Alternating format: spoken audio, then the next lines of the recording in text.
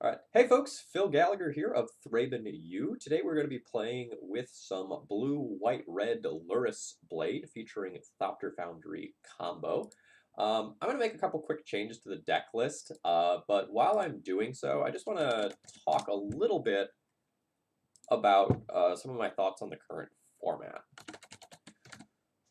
So, I think that the current format is actually a lot of fun.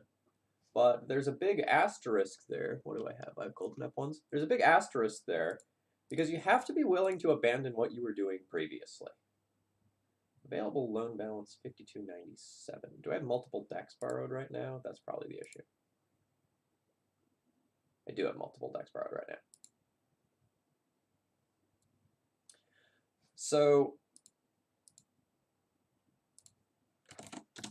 I've been having a lot of fun like brewing around companions and playing companion decks, but every time that I've played like non-companion decks and I've tried to force things that I was doing previously, relatively speaking, I had a miserable time, and it was really hard for me to actually keep up with the companion decks. Excuse me.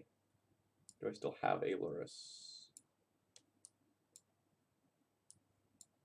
Yes. I find this blue frame thing so confusing.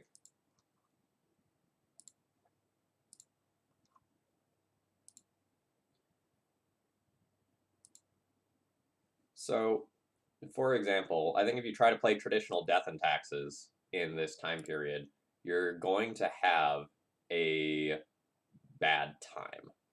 But if you try to adapt and you do something like, hey, I'm going to play Death and Taxes with a bunch of mana acceleration, or I'm going to play Death and Taxes that has a companion, it's is an entirely different monster. So for this week, for example, I recorded with this Lurrus and Taxes deck list. Now, the list obviously has some problems still, but it was a really interesting starting point.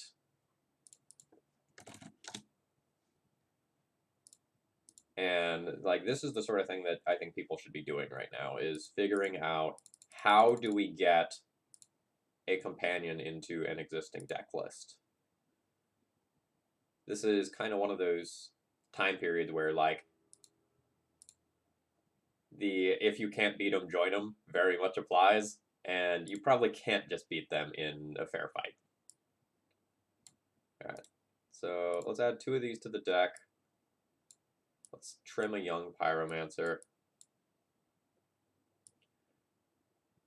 And then I think we either trim the Shadow Spear or the young Pyromancer. I kind of like the young Pyromancer because it triggers Thopter Foundry, and it gives you something to equip, like Sword of the Meek or Jitte Tooth, that you don't super care about.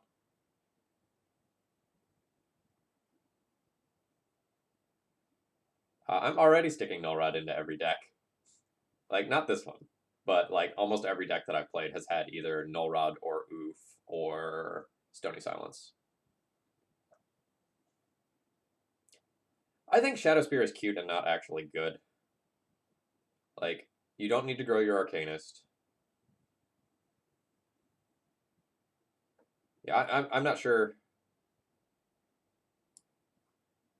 All right, executive decision. We're going to do that. All right. So let's get the deck list updated on Cardboard Live, and then we'll do it. How did the Lurrus and Taxes deck turn out? I expected nothing and was pleasantly surprised. I think we're going to talk about Draneth Magistrate in detail on the podcast this week. I will say it's definitely better than I thought it was, but the card is...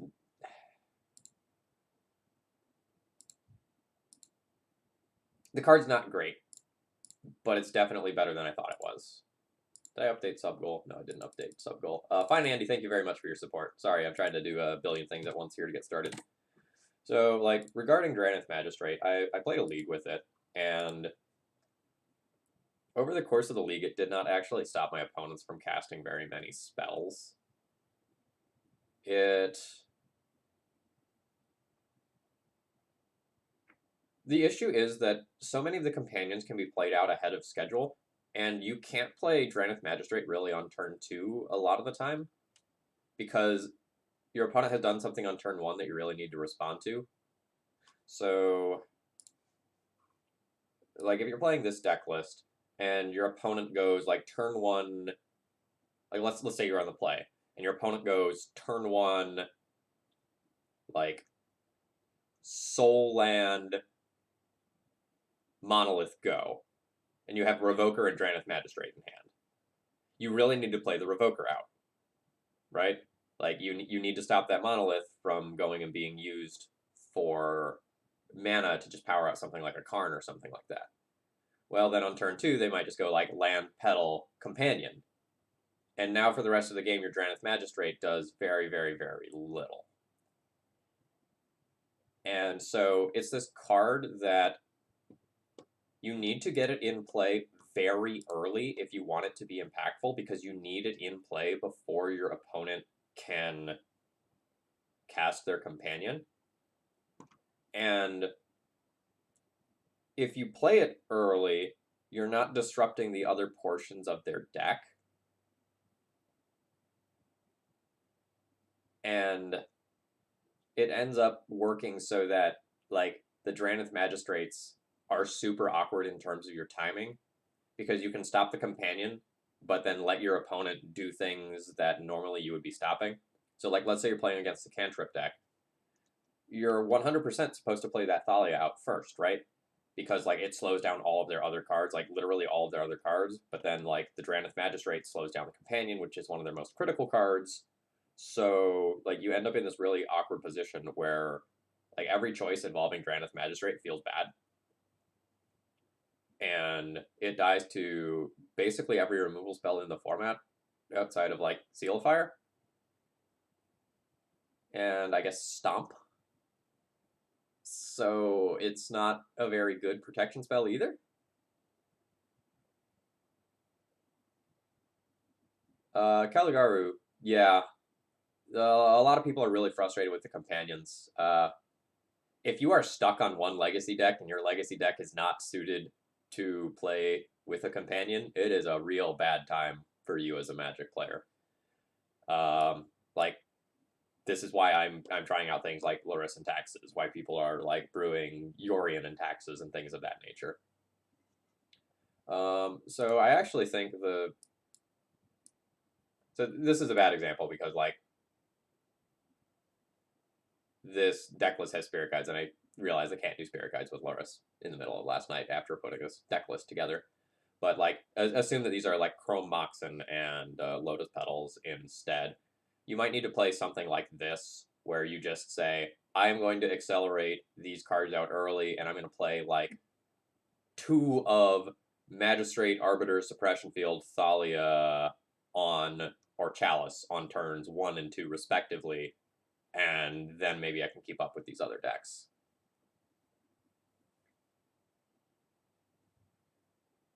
Yeah, so, like, the Magistrate is better than it looks, but it's, like, still very disappointing. I don't want to, like, spoil the league that I recorded, but over the course of that league, I actually ended up stopping more Chandra Torch of Defiance triggers with it than I did, like, companion spells. So take that for what you will. It, of course, just then died to a Chandra minus, and things got bad. But, you know, here we are. Okay, let's actually talk about the deck of the day now. I don't feel bad about that digression because, like, this is also a Drannith Magistrate deck, but let's get to it. Yeah, sure. Like, there are other things that it stops.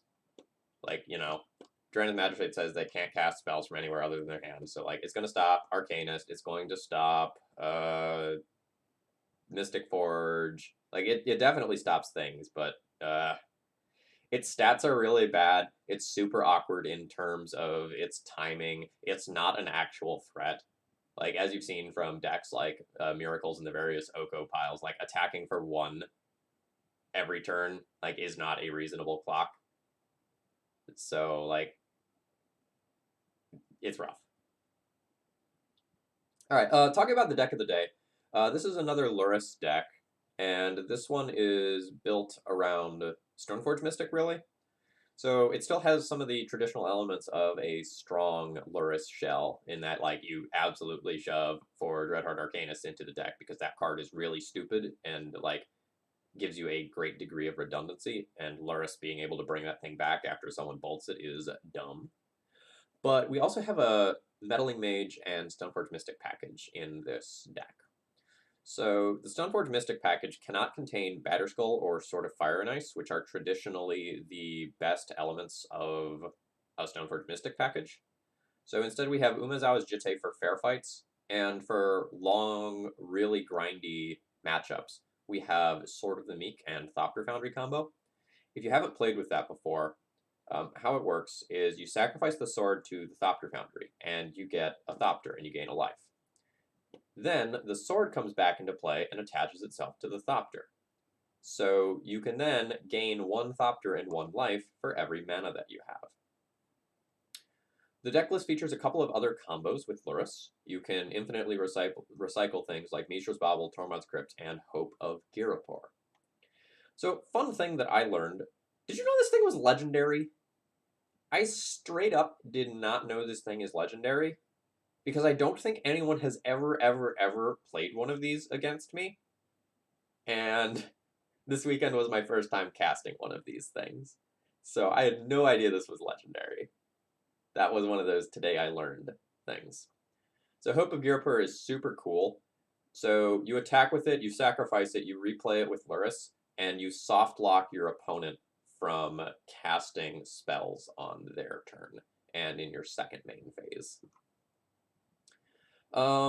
So in the sideboard, we have more Meddling Mages and Drannith Magistrate to help fight the Companion Menace. We have Snapcaster Mage for when we need more removal or something like that. And we just have the ability to, like, adjust and tune our list a little bit. Let's go ahead and... No, tournament practice now. Let's go ahead and jump into a league. Did I still name this Jeskai Lurrus 1? I still named this Jeskai Lurrus 1.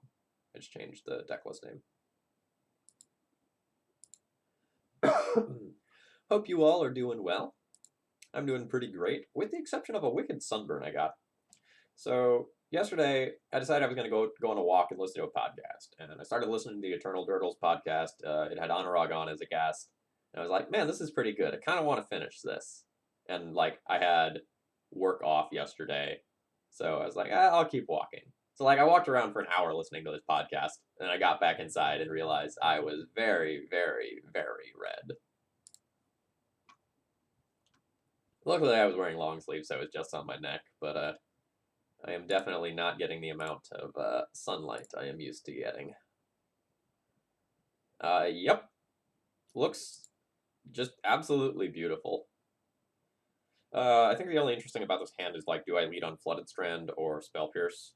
If I lead on Flooded Strand and I fetch to Source of Plowshares on turn 1, I don't actually get to Lightning Bolt.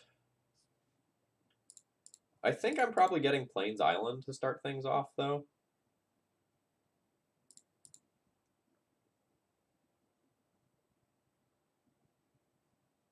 No companion. Do you know what year it is?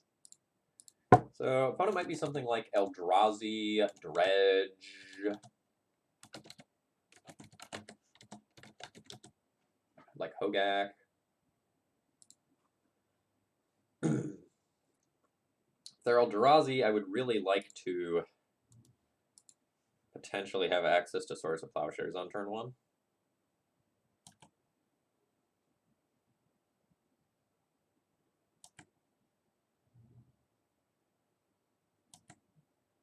Degenerate or non-degenerate?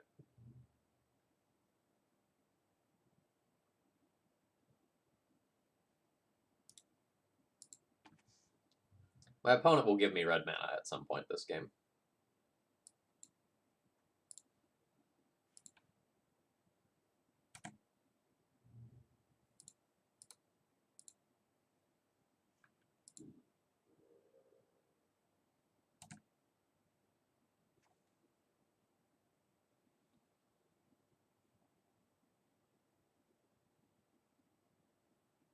How hard do I want to lean into my opponent giving me the red mana?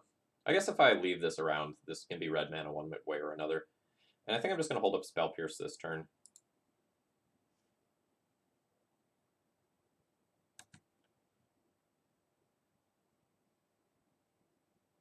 I don't really want to get like Chaliced at this stage of the game.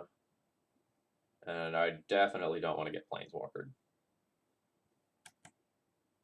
Oh, this is going to be so good. So like this is going to be Imprint, like some red card, and then play a 4-drop that I get to pierce.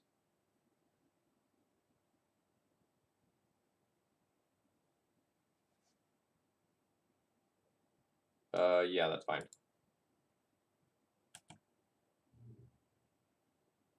So my opponent just played around Daze there.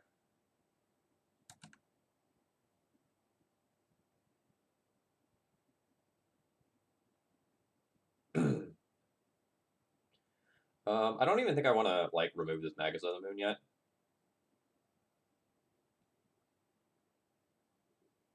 So let's leave up Spell Pierce and play a Stoneforge Mystic.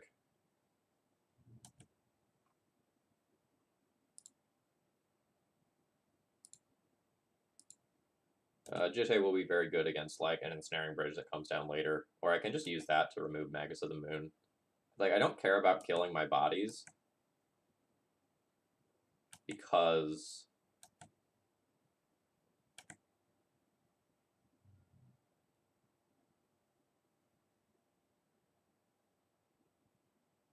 so this is not the card that I want to Spell Pierce. But I can't actually get rid of that in game 1. So I think I will just like take my 1-for-1 trade here. I can fight through via the whole like Stoneforge Mystic Umezawa's Jitte thing, but I don't know that I particularly want to. Like it sets me up for a hard game rather than an easy game if I don't take that card out there.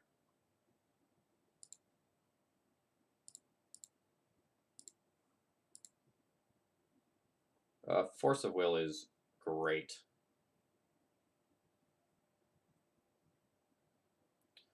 I don't think I want to remove the Magus of the Moon yet. I would like to remove the Magus of the Moon when I have another land. That way I can like bolt the Magus, then fetch out another basic land. I think I'm just going to intend on putting in my Jitte. Maybe that's not true. I could just like cast my Jitte. That would play into Fiery Confluence though. Yeah, I'm fine with missing the 1 point of damage to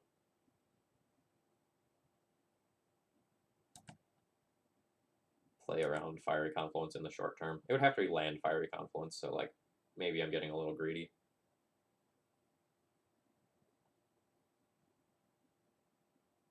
This is another one of those like borderline things.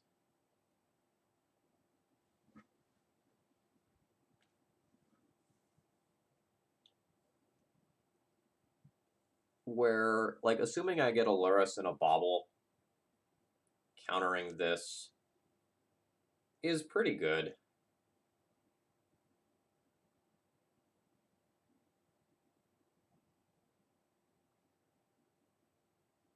I could just fire off a Brainstorm and then make my decision because I still have a Brainstorm to pitch.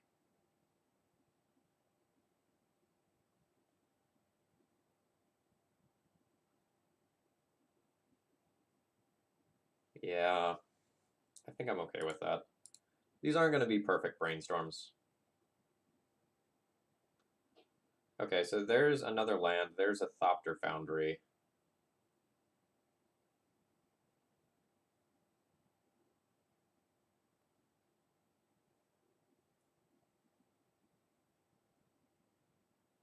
Okay, yeah, so let's redraw our land.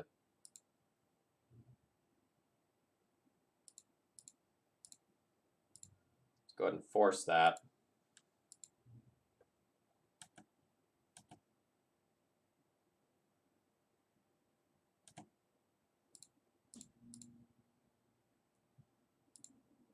Let's put in the Jitte. And now the question becomes, do I just go ahead and attack the Stoneforge into the Magus, or do I bolt the Magus, like fetch, guarantee that I get another... So, like, the thing is, if I suicide my Stoneforge Mystic, I can then replay it with Lurrus as soon as next turn.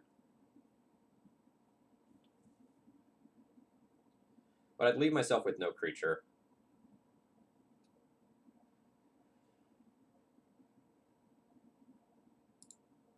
And I think I would like to have a creature on board in case my opponent rips a Planeswalker.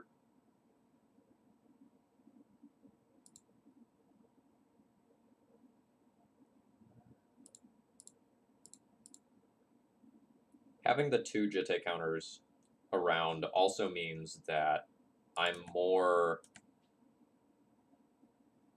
likely to have a creature that lives through something like a Bone Crusher Giant Stomp or a Chandra Minus.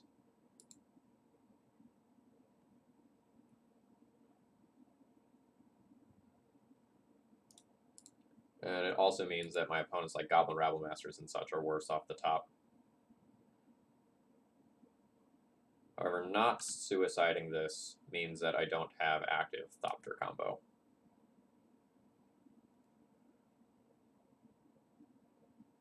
Karn is probably the most annoying thing for me here.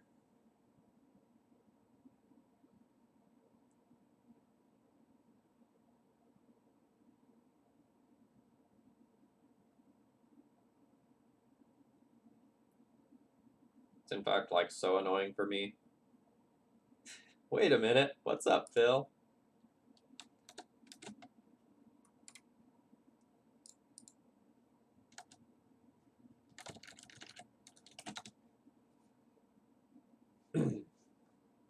Probably took my opponent so long to realize it was me because I was casting cantrips.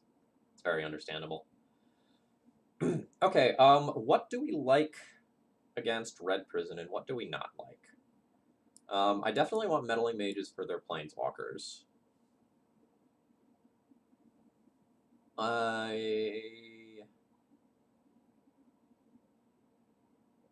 man, I don't have Seal of Cleansing in this sideboard. That is a deck building mistake. Yeah, it's coming along nicely. I think I probably only get to grow it out for like a week more before I drive the girlfriend insane, though.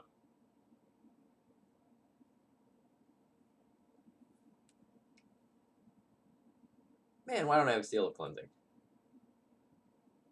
Alright. So, like, we just don't answer Ensnaring Bridge in this 75? That's embarrassing.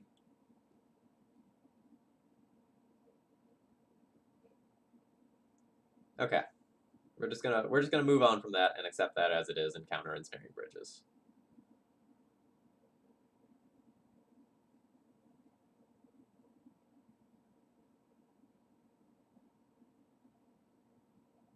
So from there, I need to decide how many...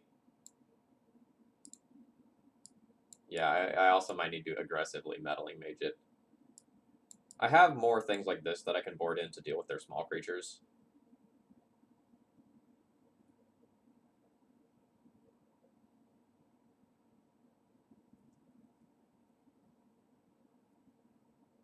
I don't know, like, the deck list feels pretty tight.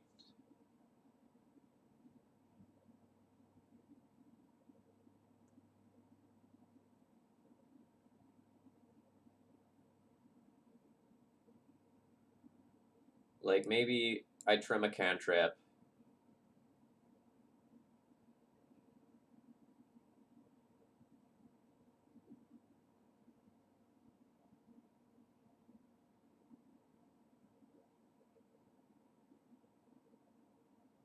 Yeah, Yeah, I don't know what I'm supposed to do here in terms of boarding. Like, I need the forces.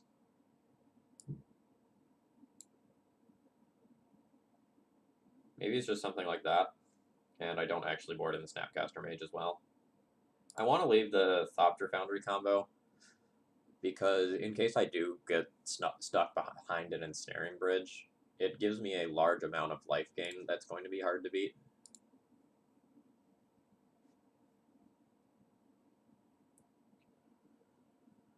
This hand's not exciting, but I'm going to keep it. I have access to 3 mana, 2 basic lands, and I'm not just going to lose the game to a turn 1 piece of interaction.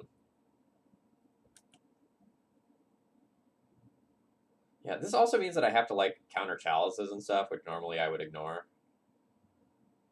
Yeah, that's fine.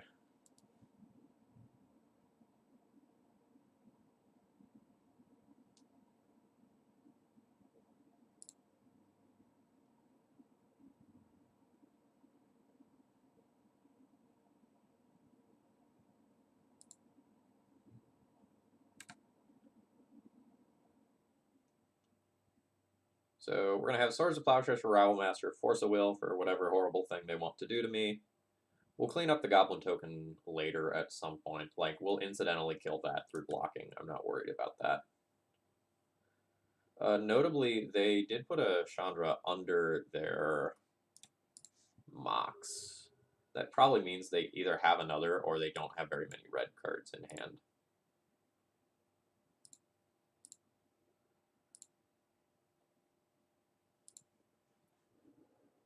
Yeah, I think we're going to be retooling the sideboard of this deck after this league, for sure.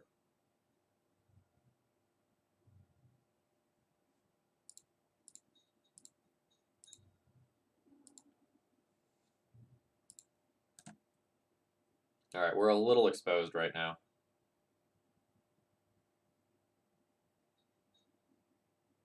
Playing that. So, like, the plan is probably cast Jitte into Lurrus. But I'm in trouble if I get mooned. Because I really need to fetch Island with this. So I'm not going to be able to cast Lurrus if I get mooned in this turn cycle.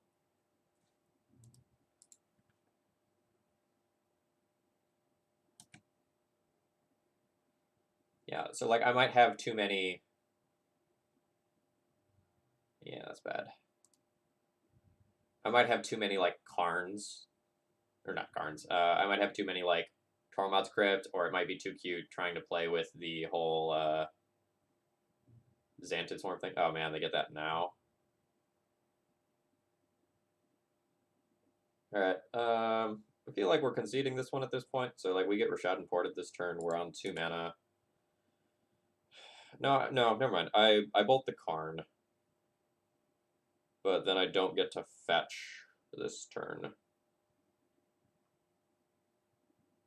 Because I need to save this for a white sorcerer as the game goes long.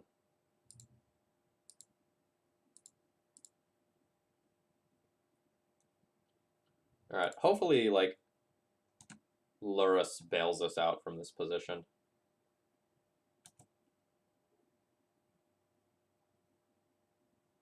Another Haymaker here is rough. Yes. So Goblin Robmaster is just going to make all of those things attack into my Jitte-wielding Lurrus. I'm good with that. I don't think I'm going to Brainstorm in response. I'm going to go to my turn, and I'll probably Brainstorm before playing Lurrus.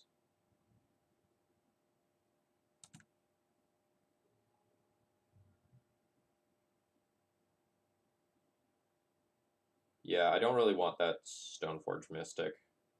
I don't have the other side of the combo currently. So let's shuffle that away. Meddling Mage seems great.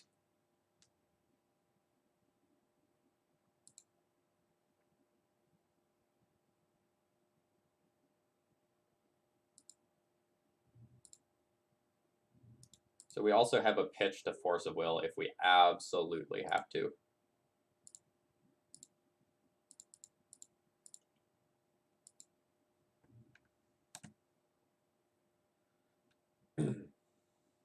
All right. We might have turned the corner on this one.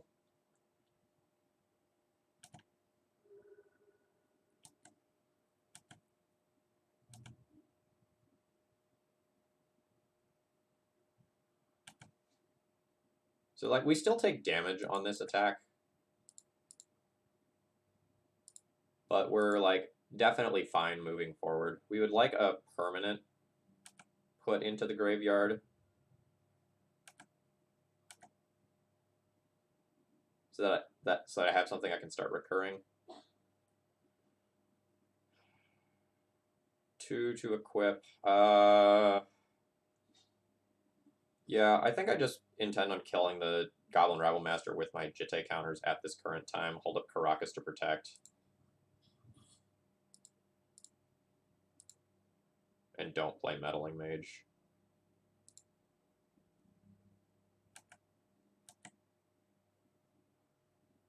We gain enough life each turn now that the goblins aren't threatening.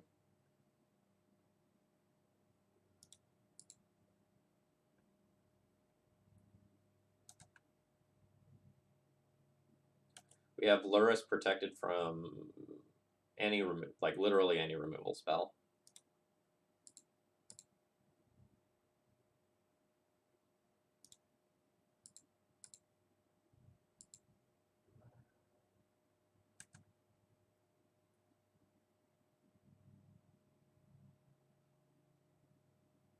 Arcanist is a pretty insane draw. So like now that like we can move the Jitte over to that instead.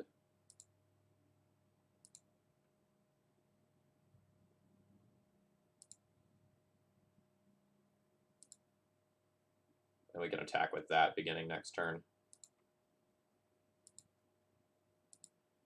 And we're still protected from a Haymaker. The goblins also can't attack into Lurrus.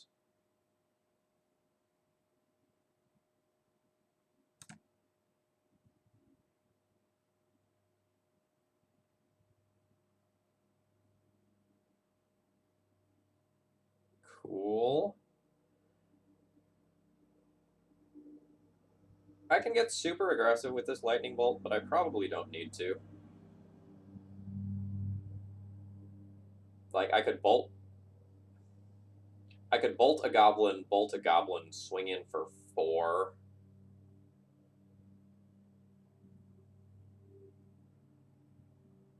Save some Jitte counters. Or I can just like save this to be pointed at planeswalkers.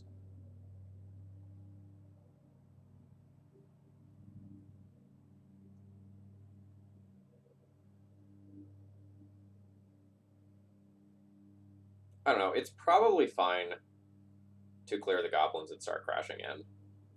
Like the incidental life gain also makes it less likely that I get burned out, and I'm still leaving a lightning bolt in the graveyard for if I have to deal with something else. GG's.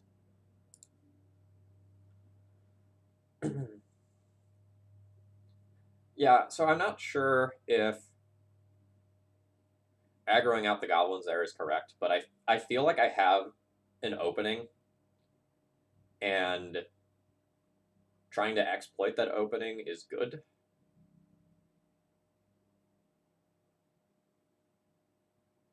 I think that's one of those times where I'm like, probably like 95 versus 97% likely to win the game or something like that. So, like, I don't know how relevant the decision is, but like, it's definitely a real decision, and I don't know what is correct.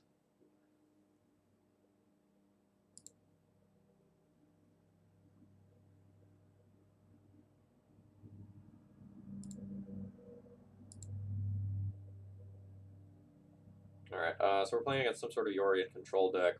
We don't have land drops to hit, so I need to mulligan this hand.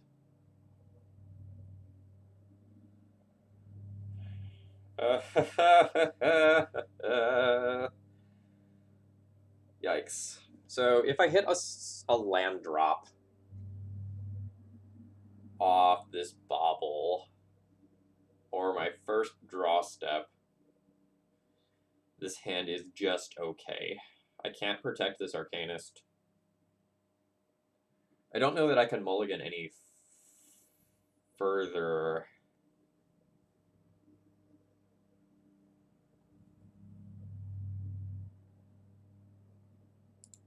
And expect to have a reasonable shot at winning this game against the deck that is going to draw a handful of cards against me in the late game.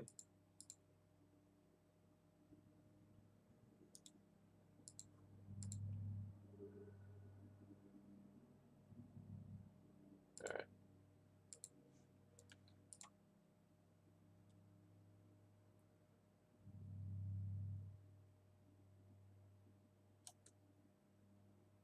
Wonderful.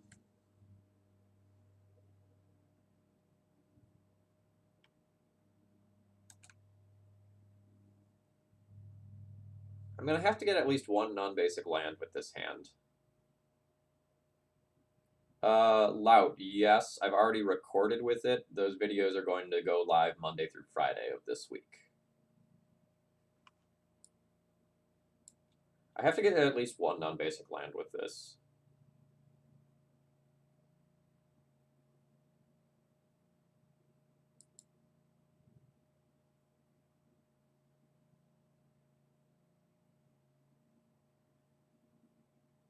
And since I have to get at least one non-basic land, and Back to Basics is already going to screw me, I think I'm just going to get two non-basic lands. I think I'm going to go Tundra Volcanic Island here. I could start getting white towards Lurrus, but we're probably early for that. Yeah.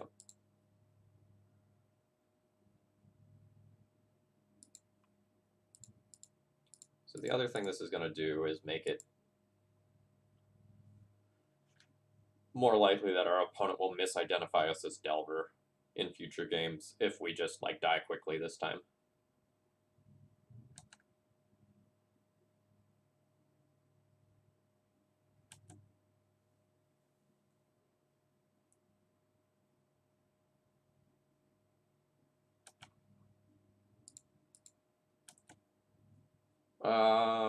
And now I really want a cantrip. If I don't draw a cantrip, I'm probably just going to fire this bolt off at my opponent's face.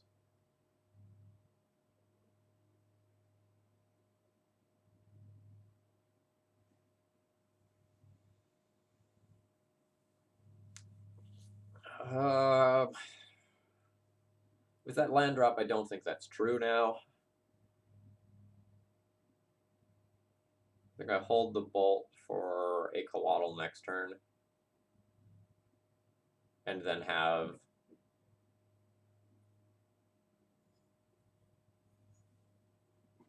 Jitte counters that can sit on the board and kill future Death Touchers.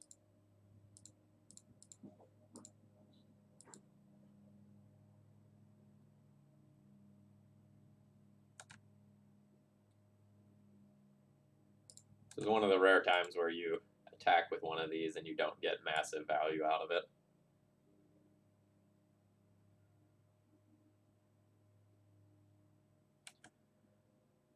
Maybe I should have gotten Tundra Plateau last turn to play towards any land being something that lets me hardcast Lurrus.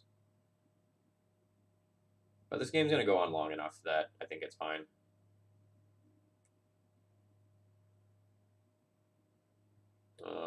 That's super awkward. I want to ponder, but if I ponder and don't hit a land, I can't hold up Bolt.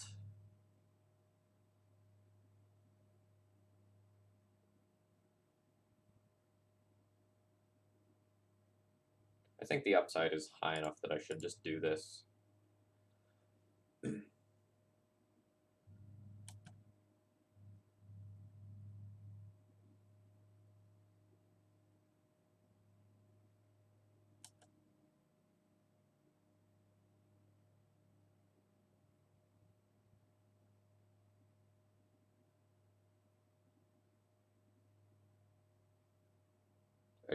You're just like straight cycling that? Alright.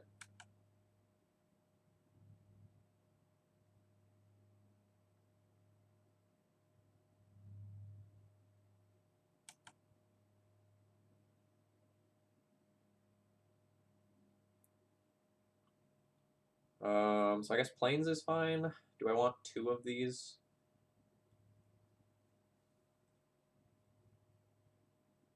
I guess I don't really want 2 of these. The brainstorm's okay. I'm not gonna want the land that's beneath it though.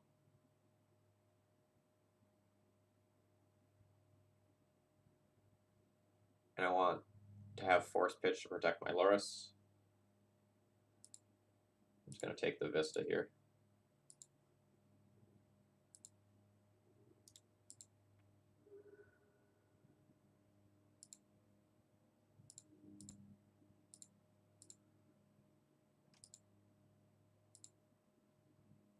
So Swords to Plowshare sucks here.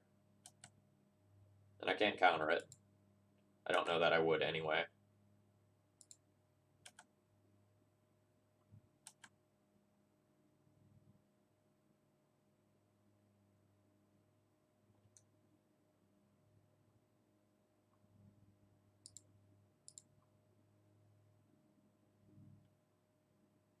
Ooh. I definitely want the Ponder. So let's go Island, Arcanist, Ponder on top, no shuffle.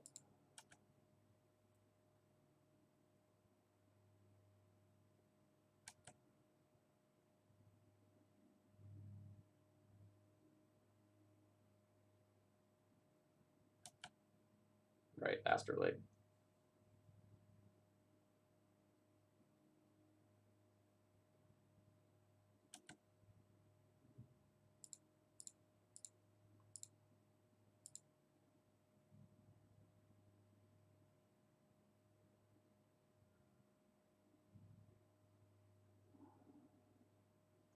Pitch back to basics. Deal, deal, deal, deal, deal.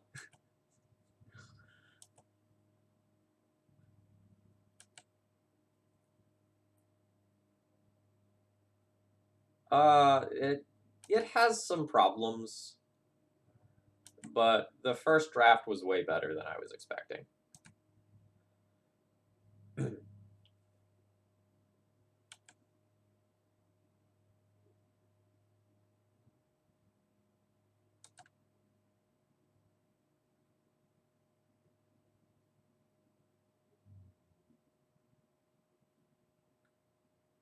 So it's not Lurrus time yet, I don't think. I'd rather do that when my opponent has tapped more mana and expended more resources. So let's probably ponder and then play this.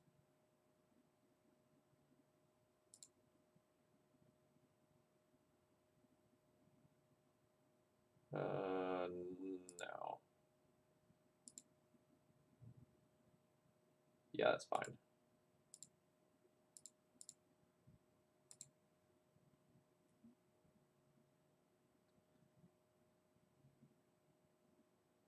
I mean, Charming Prince was fine. Like, it is not Flicker Wisp, and losing the ability to interact with your opponent's permanence is pretty huge.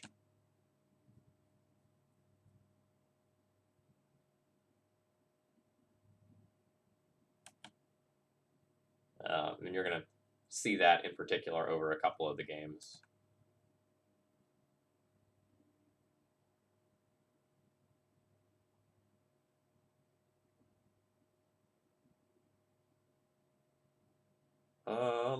Am I ready to Lurrus? I can just like Lurrus, play Bobble. That's fine. I'd kind of rather end of turn Snapcaster Mage Bolt them. Try to play towards drawing 5th land so I can Lurrus and rebuy Arcanist in the same turn. It's unfortunate that I don't have another land that could hardcast these Force of Wills on Yorion rather than pitch cast.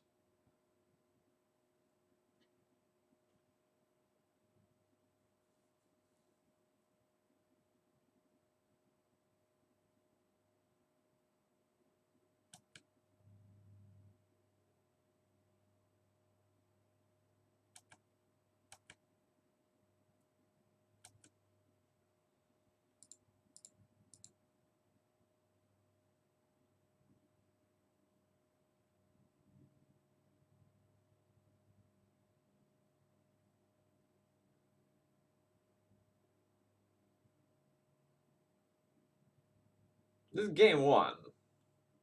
All right.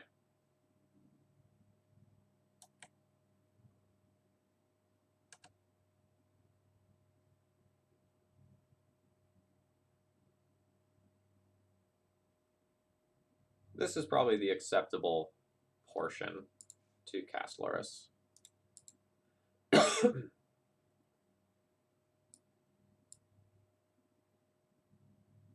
So do I want access to 2 white or 2 blue if I get back to basics?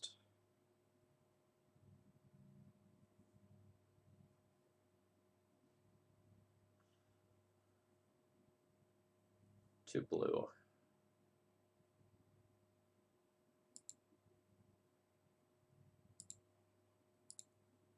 White, white, blue. 100% will force of will to protect Lurrus.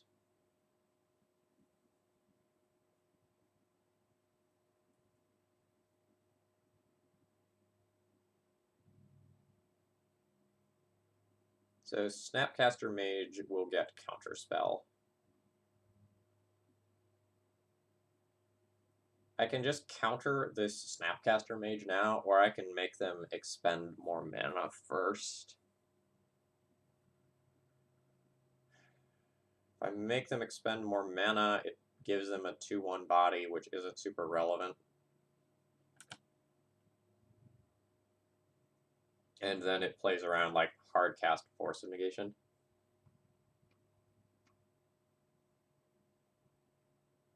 Oh god, targeting Veil of Summer, eh? Alright.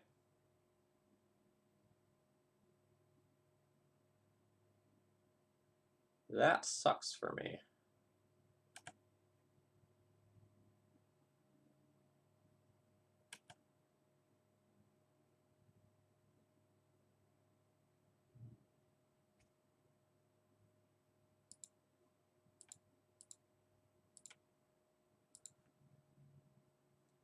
This just means they're going to Swords of Plowshares my Lurrus, and I can't counter it.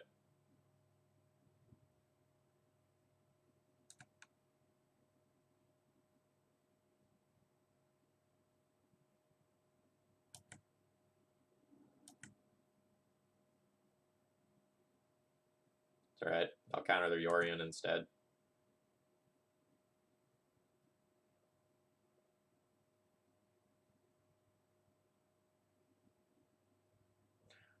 Man. Blind Terminus here.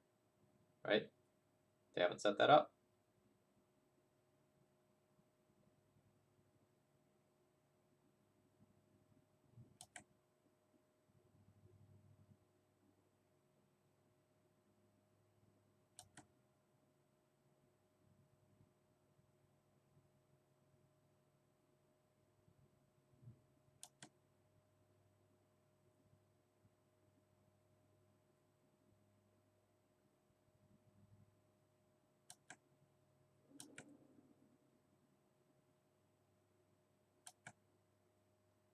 It's alright.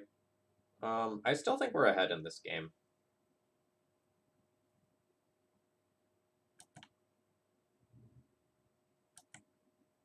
So, like, we have an answer to the Snapcaster Mage on board. We have to let that resolve. I need to counter the Yorion when it comes down.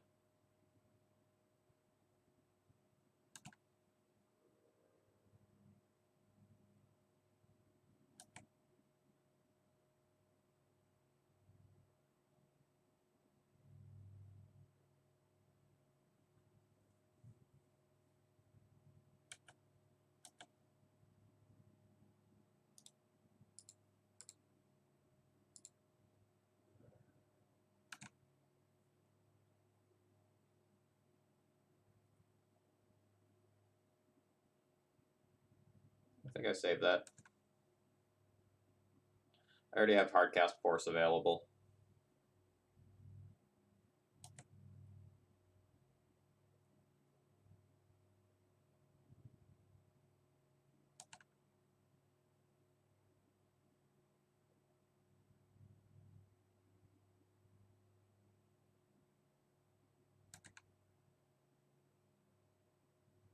wait a turn cycle on that.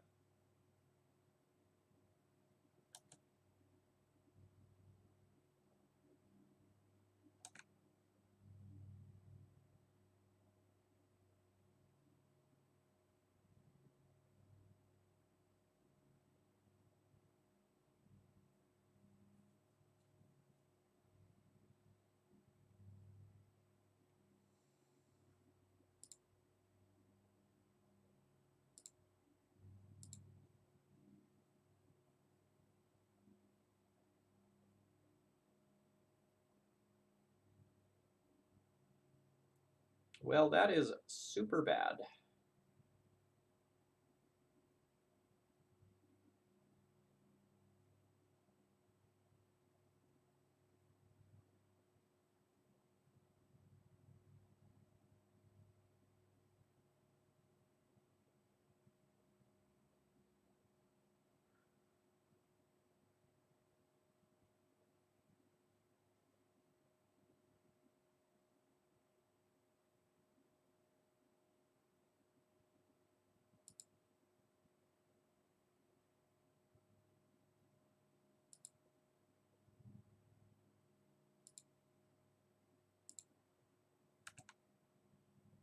You're in.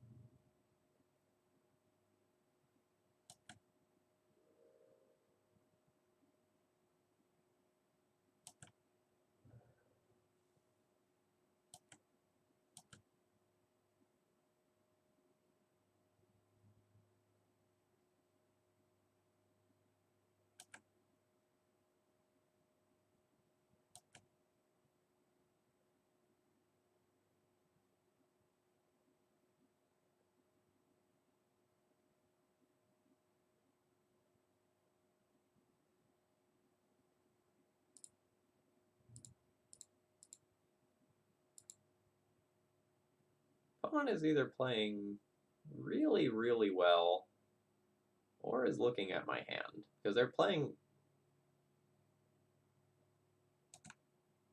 around like every single thing that I've had. They played around my force of will correctly. They played around my double lightning bolt correctly. They played around my double force of will correctly.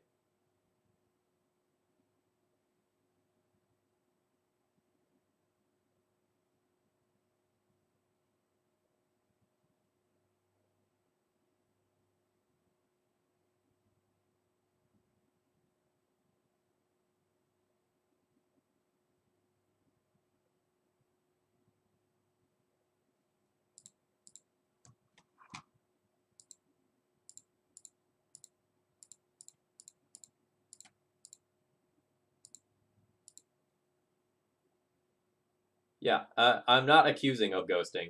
It's either like my opponent is playing super, super well or that's happening.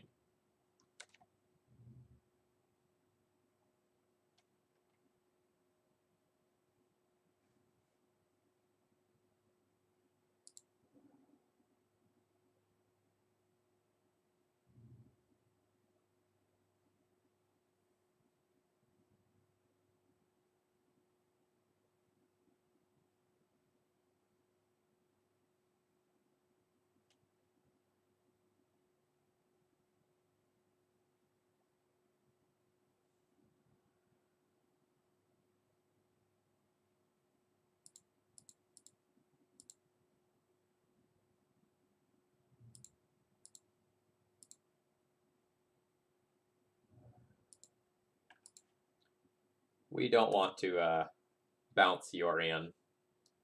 That's not profitable. So we've handled the worst problem, but like I have no threat. I have no companion left. My opponent just drew a handful of cards. My force of will is somewhat likely to get countered here by the fresh cards that are in my opponent's hand.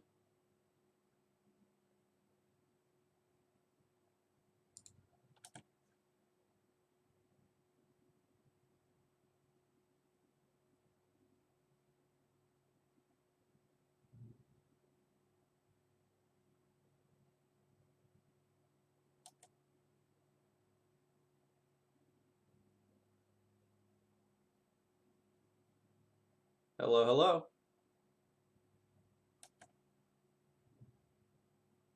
Alright, I think we're officially on the wrong side of the grind fest now.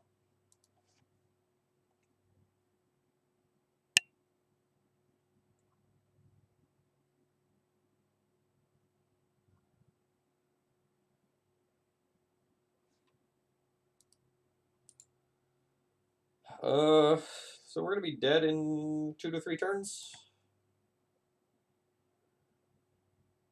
Depending on like whether or not opponent finds another astrolabe this turn, or like any other artifact or creature. Alright, yeah.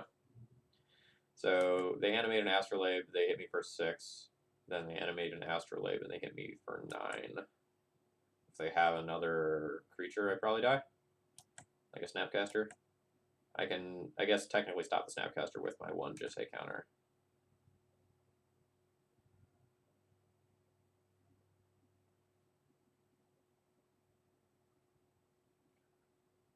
Just go to Honorog's stream and copy whatever list Honorog was playing.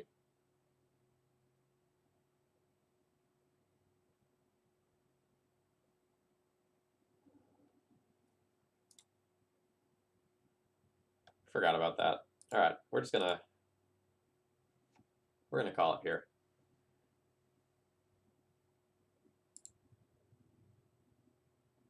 Alright, so what do we want against this deck? Pyroblast, yes, absolutely.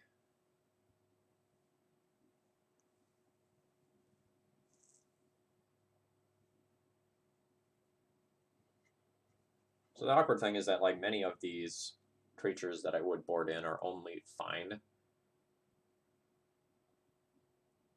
Like, they're going to get Oko'd.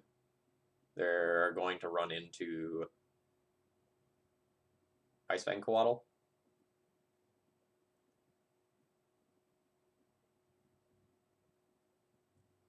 So overloading on them isn't exactly insane. Probably need to keep the Swords to Plowshares in respect of Oko. Probably need to keep at least some number of bolts in respect of Planeswalkers. And I also can't cut too many one-drop like cantrips or anything because of Arcanist. I think trimming a Stoneforge is wise. I probably want this Snapcaster Mage as well.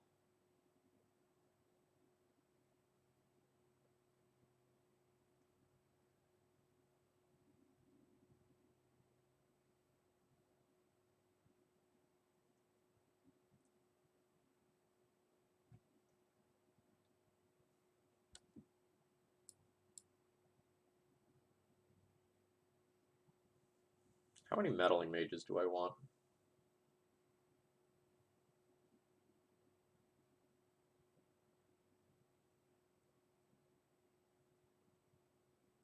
2? Like, Meddling Mage on the Companion is very good, but otherwise, like, trying to randomly guess what they have is going to be a crapshoot in an 80-card deck. So, like, that power of deduction is a little bit worse than normal.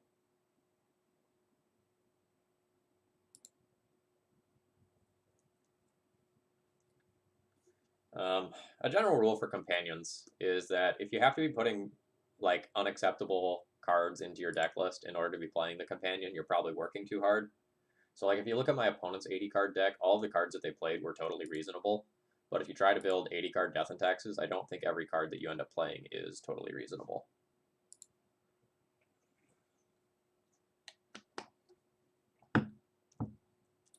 This hand sucks, but I think I have to keep it. And I don't think I get to force a will something this game. I'm already going to be down on cards.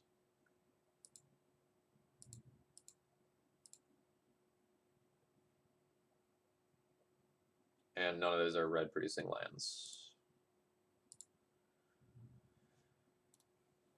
Okay, we're probably dead very quickly.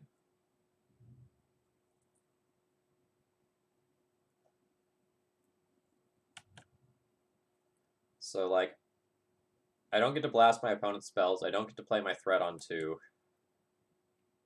I don't have enough lands to play my companion. If I did play my companion, I don't have any synergy with it at this time.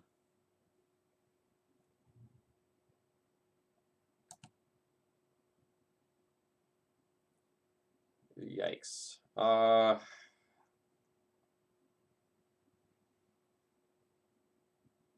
don't think I can brainstorm here.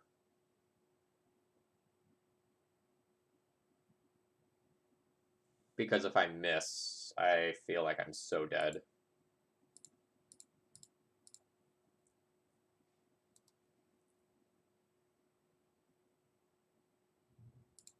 I'm going to wait a turn, try to get a little bit deeper, and then maybe brainstorm.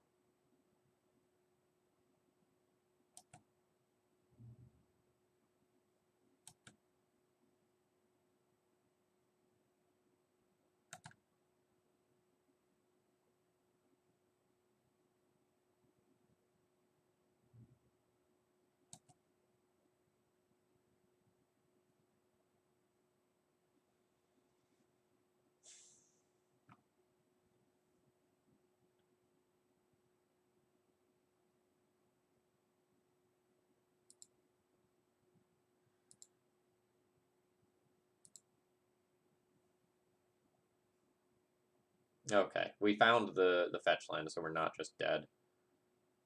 That's great. I don't want the Swords of Plowshares yet. That's something I want to have access to in the late game when it comes to be Uro time. And I don't think I get to Force of Will anything still. So we're going to put that away. I have white for Lurrus already. I need to get red, and I probably need another blue, so let's make this Volcanic Island and just play out Young Pyromancer.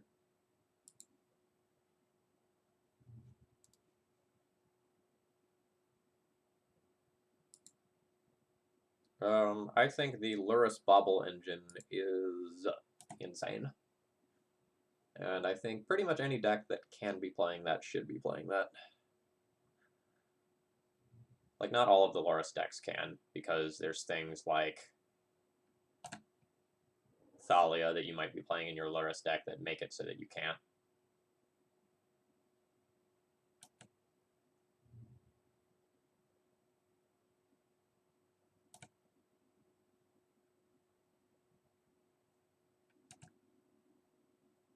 But like any time where like you play Lurrus, you play a Bobble, and Lurrus makes it back around the table, it's just silly.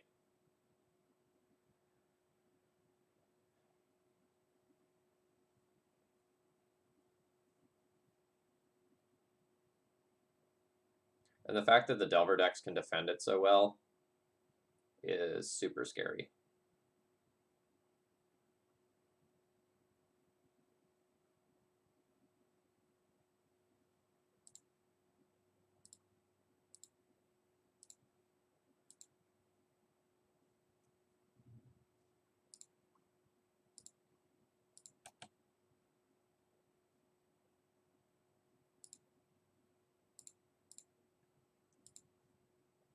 I'm not super sure what I want with this Ponder. Yeah, I am so on board with having another land. So if I get a mountain, I can potentially have red in the future.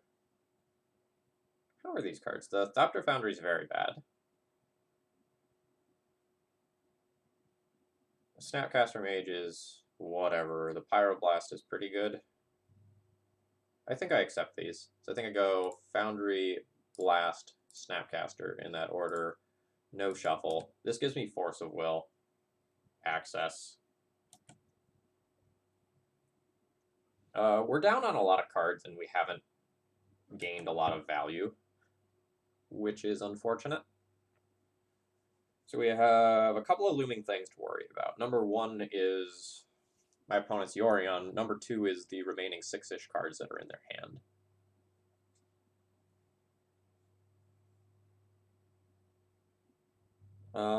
Somebody asked about companions. So, like, in my mind, like, Lurrus is the best companion by a lot. Fuck.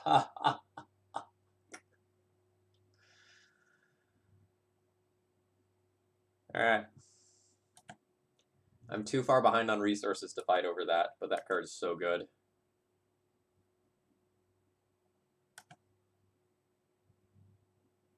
So I think Lurrus is the best by a lot. And then Zerda and Yorion are in the next tier. And then Gyruda is the tier below that. And then there is a massive gulf between Gyruda and all of the other companions.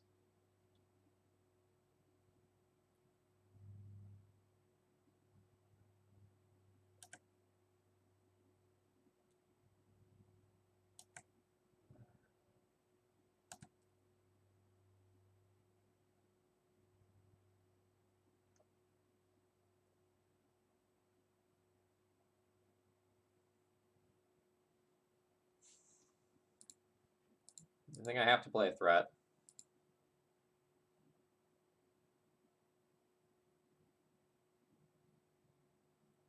And I think I also have to let that go. I think I need double counterspell available for Yorion if that's something that happens.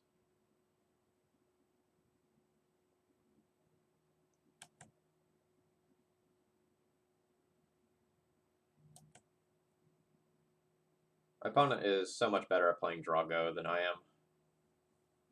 I think we are getting eaten by the deck that is just bigger than us.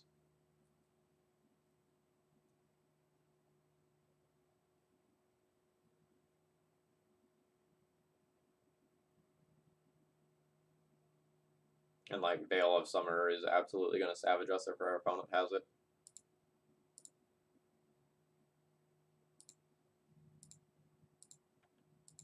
But I don't think I can let this resolve and then try to Pyroblast it afterwards safely.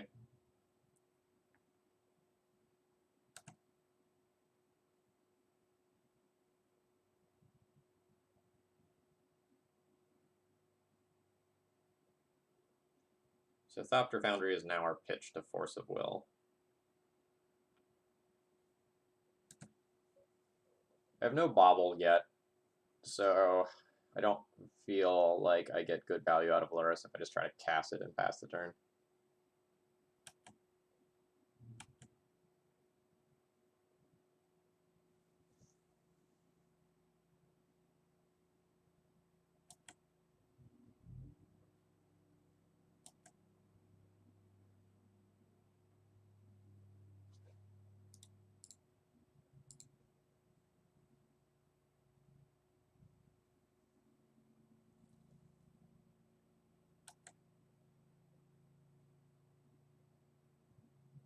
Own of the Sea is just something you can blink.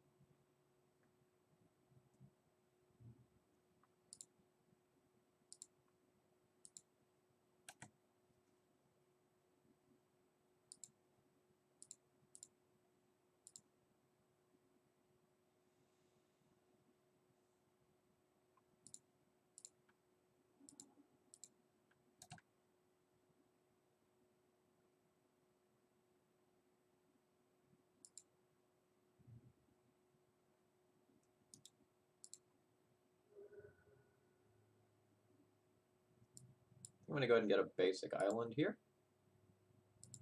We want to keep back to basics in mind as something that can occur.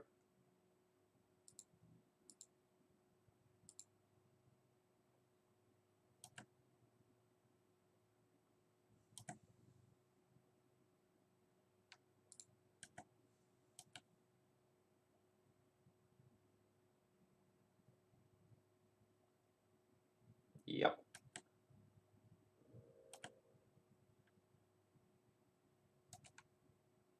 So this game is so incredibly warped around Yorion resolving. So like I can't protect my own spells because of that Yorion resolves, and they get like a free card plus at least a draw two. I'd probably just lose the game on the spot.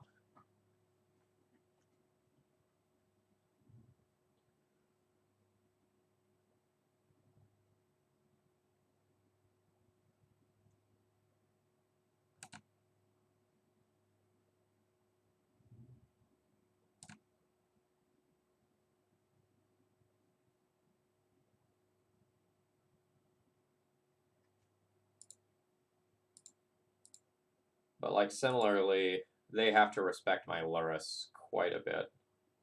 I'm not going to go for equip this turn. I don't think my little friend is going to make it around the table.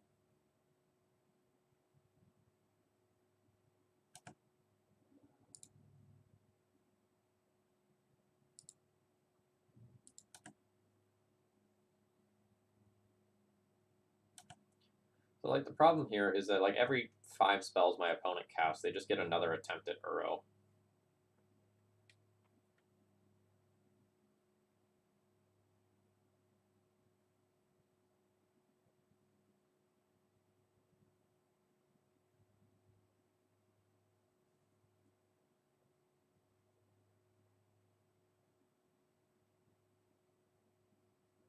And I have to attempt to counter it every time.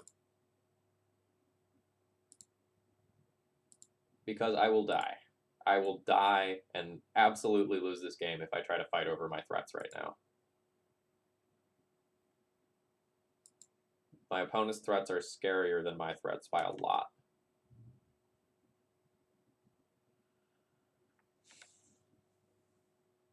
And like I can't let this resolve, and I also can't let the Yorion resolve, or I'm just like woefully behind, and my Arcanist doesn't even flashback anything that's all that good. So if I find a Snapcaster Mage here, I can maybe not Force of Will this. Oh god.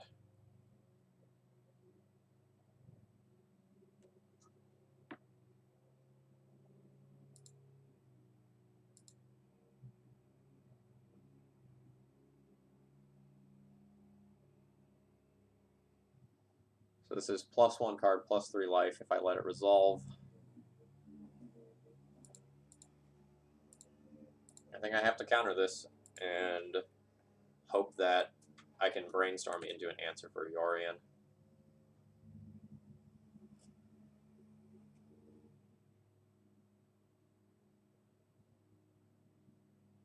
I'm going to try to high roll here and brainstorm into a Ponder so that I can shuffle away both of these Prismatic Vistas.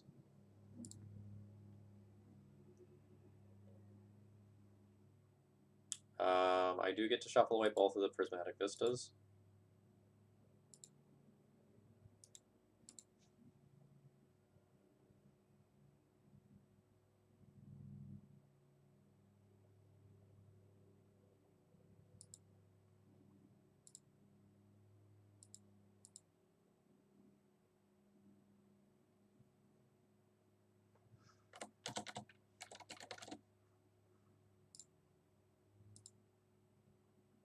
Alright, so we shut off Yorion. Can't get value out of Lurrus if I play it now. So I'm going to go ahead and just equip. And we'll pass the turn. And we just have to hope that our opponent doesn't have a removal spell for this Meddling Mage.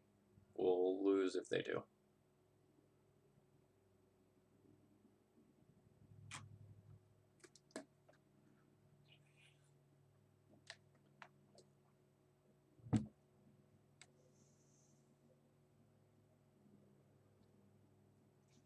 Yeah, I am fully prepared to whack the concede button once my Lurrus does not resolve.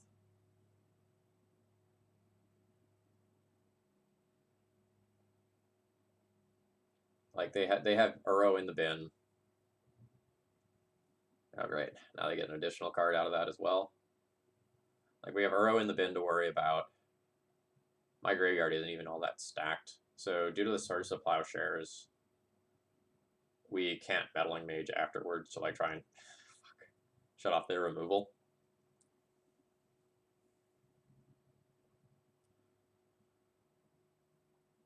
So, my opponent plays Yorion. They get 1, 2, 3. They get 4 different cards here.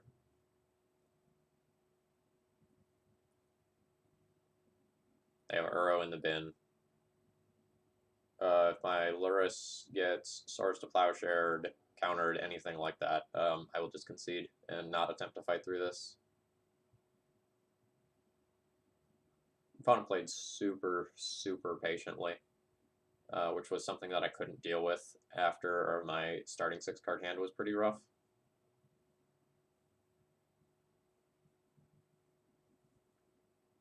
Unlike a Delver deck, I'm not pressuring my opponent super quickly.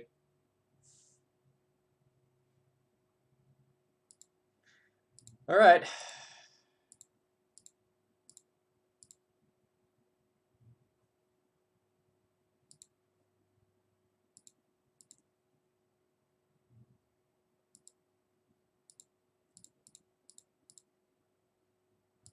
Yeah. Anyway, unlike a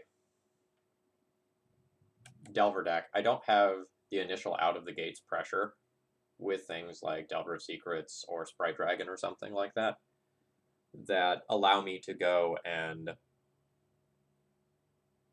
really take advantage of the early turns. The Yorion decks tend to not be very good on turns like 1 through 3, in my opinion, because they tend to have to take a couple of turns to set up and smooth out their draw.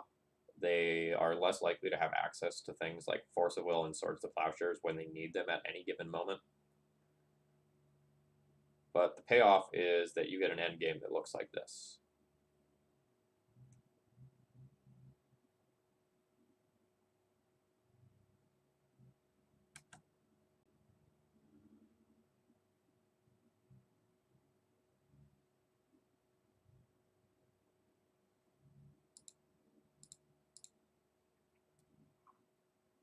So now if they have a removal spell, I lose the Lurrus forever, which they do, and we're very dead.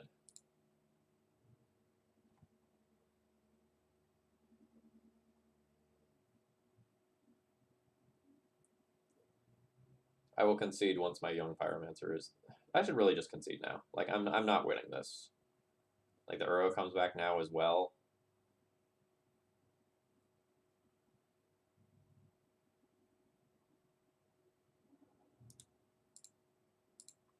Alright, GG's.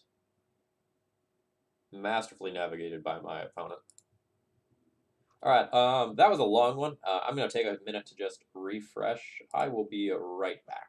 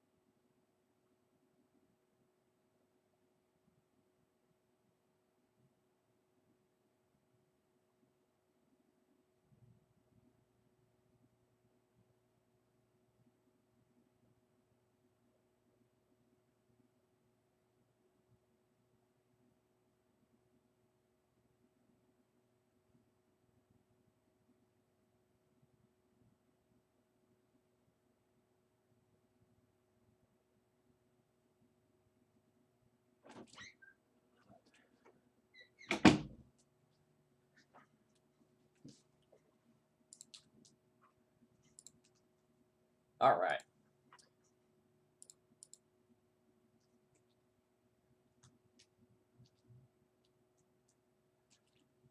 So I know the companion mechanic is getting a lot of bad publicity right now, and like a lot of people don't like it. But I just want to point out how amazing of a game that was, and like how interesting it was from a like jockeying for position standpoint. That was an awesome game of Magic, and both players had the opportunity to really sculpt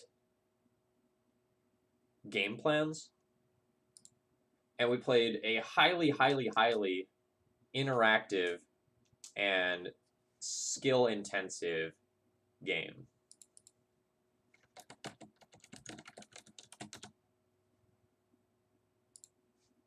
And I am definitely okay with playing more games of Magic like that one.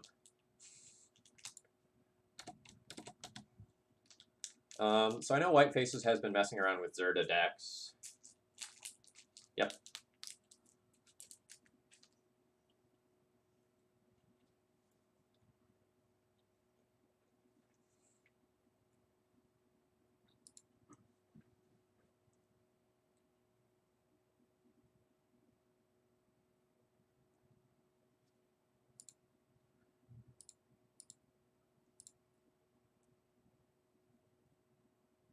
This is quite good, I think. So we have Force of Will, Pitch, Thopter, Foundry for the first big scary thing that happens. We need at least one more of these lands. The question is, like, in which order do I do these? I get two of these three. Do I want two Young Pyromancers or do I want two lands? I think I want two lands.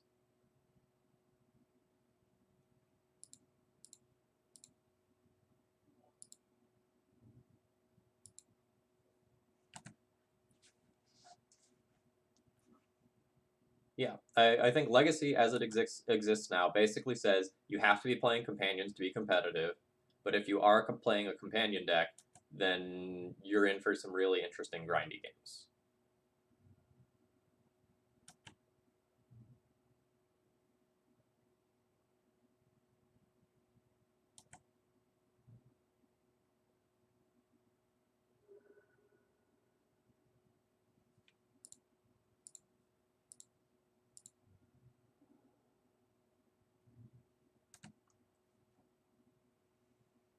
Yeah, not having seals in our sideboard was me being a fucking idiot.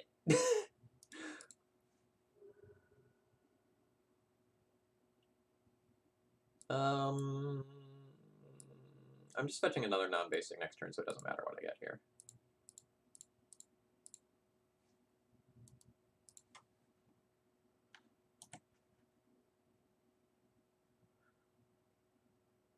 So we need our opponent to not throw down another big haymaker this turn. Because I think I needed to tap out for Young Pyromancer rather than try to like brainstorm for Spell Piercer Force of Will, because that would put me down too many cards.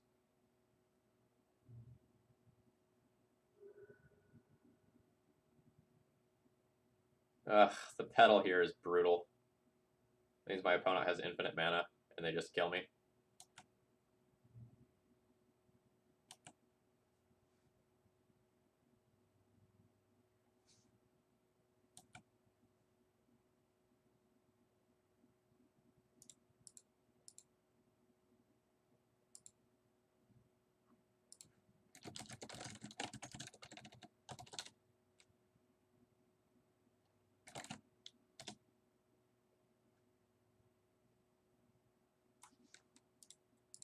Okay, so for anyone not familiar, my opponent will Karn, get Walking Ballista, and then kill me.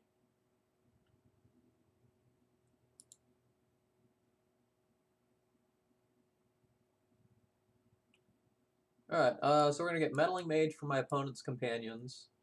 We'll probably play Drannith Magistrate for their companion this time, Swords of Plowshares for their companion, Snapcaster for additional redundancy. Something like this is probably what we're looking for. The Hope of Girapur thing is interesting, but like doesn't work against Karn.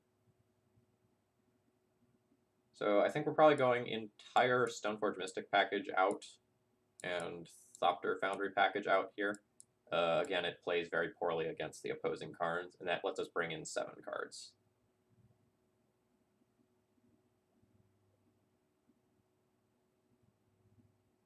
Yeah, so like my personal thoughts on the companions are Lurrus is the best. It's just like the most flexible. It fits in the most archetypes. It's very powerful. Followed by Zerda. Like there's a gap, but it's not a huge gap. Like the Zerda Bomberman style decks are very good. Followed by Yorion, followed by Gyruda. The Gyruda decks are really fast, but they're not super resilient to interaction. Oh yeah, Beard's coming along nicely.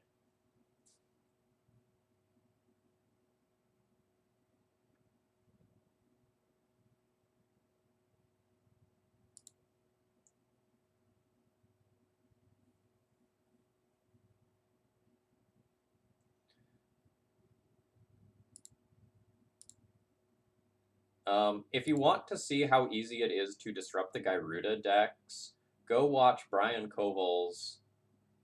Yeah, this is fine. Gyruda Belcher video from this week. Like he makes some mistakes while playing it, but you can very easily get a feel for how do I say this? For how many different angles of attack deal with Gyruda.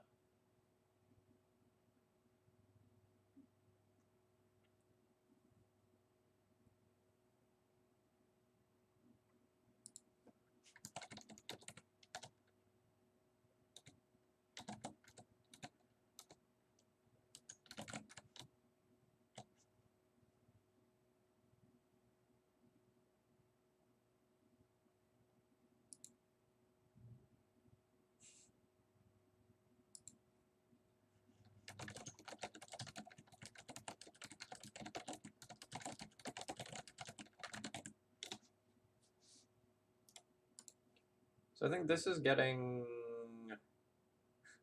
Volcanic Island, maybe? The Prismatic Vista is slightly awkward.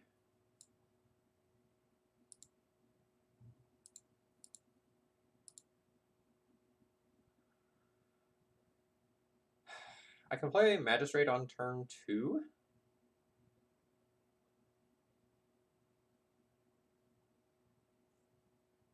I think I'm good with that.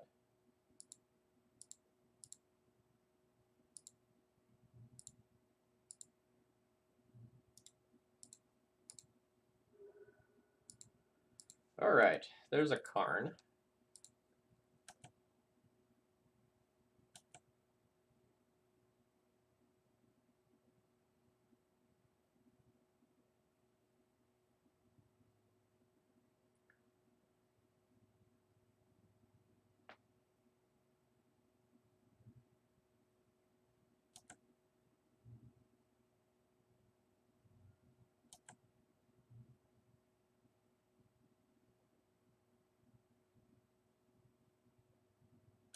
Yep.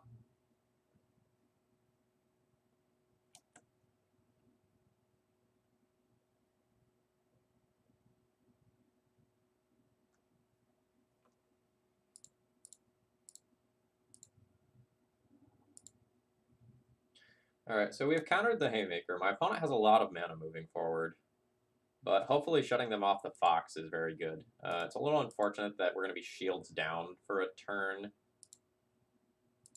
as far as this Force of Will goes, but we've stopped them from having infinite mana. We've also stopped Mystic Forge from being something that I have to counter.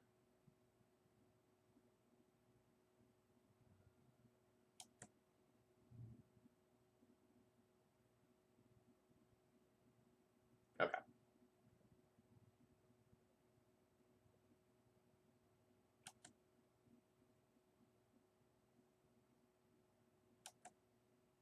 Alright. So, even if my opponent did have infinite mana this turn, they don't really have a ton to do with it. Blue card off the top, please. Blue card off the top. So I could name a Haymaker. Like, I could name Karn the Great Creator again, or name, like, Walking Ballista or something like that. But I think it's better to just save that as a safety net and play this Arcanist so I can start pondering every turn.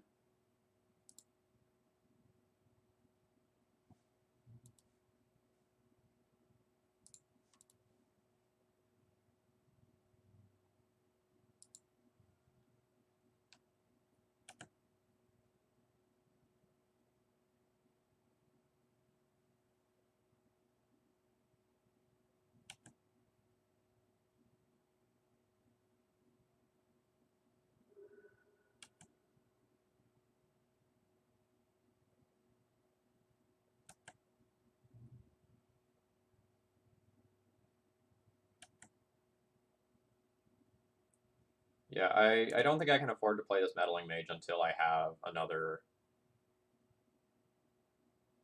blue card in hand.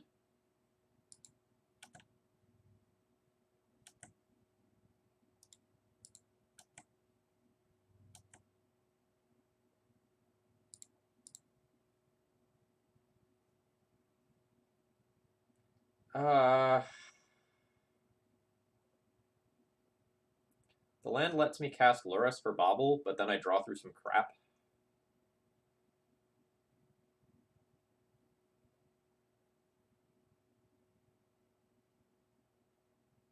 I think that's okay.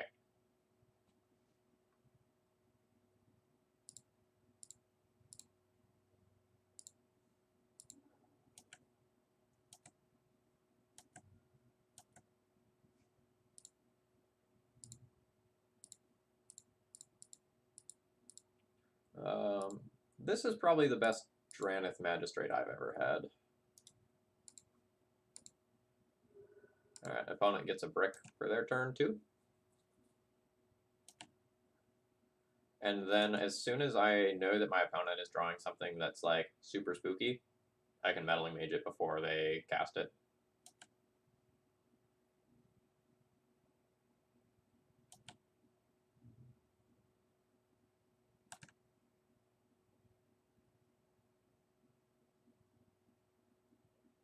And, like, I can make all of my decisions informed about what they're drawing for the rest of the game.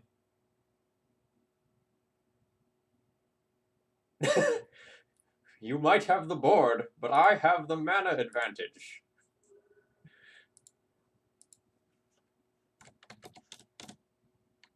Good news. More mana incoming. I already played my Bobble. Let's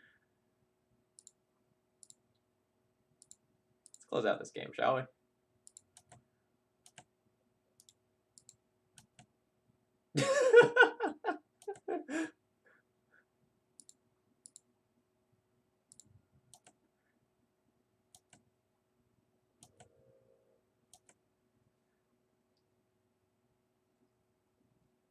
White Faces says, my card in hand is an Emrakul.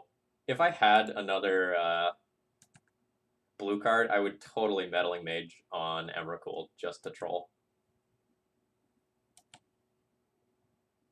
Nice.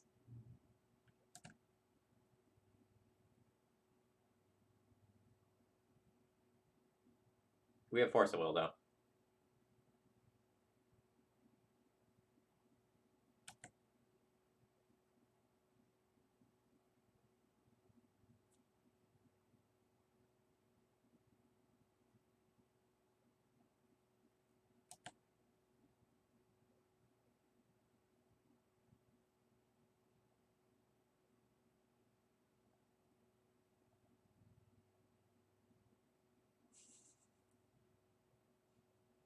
All the activated abilities.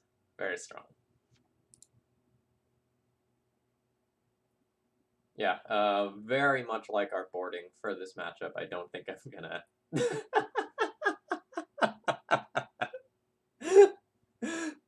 Callum says, ah, fuck, misclick, I had you.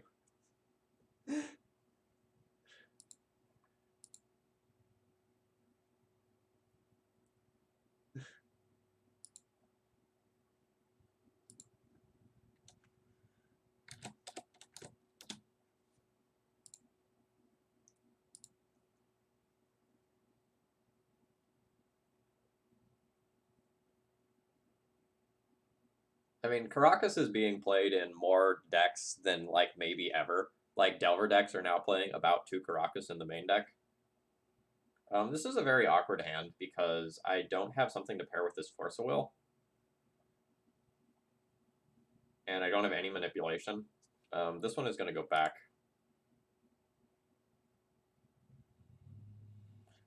Um...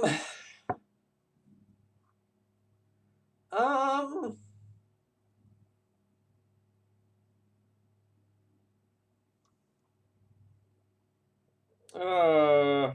So I have Swords of Plowshares to disrupt the Fox.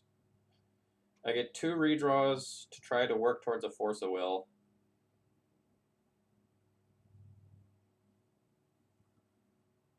I don't really expect to win the game with this hand, but I don't know that it's correct to go to 5 when I have 2 redraws available in this hand.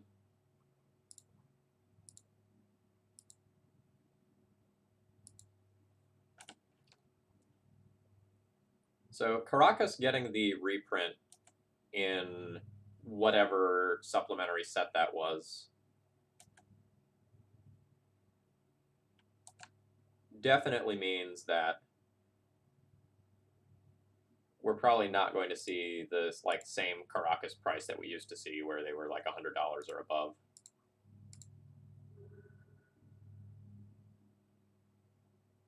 Okay, that's a Karn. So we're going to need to ponder and hit a Force of Will and then spike a blue card.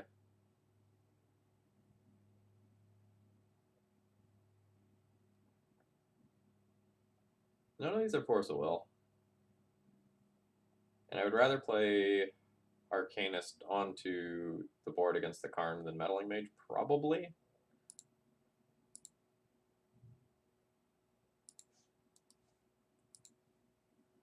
So that Karn is resolving.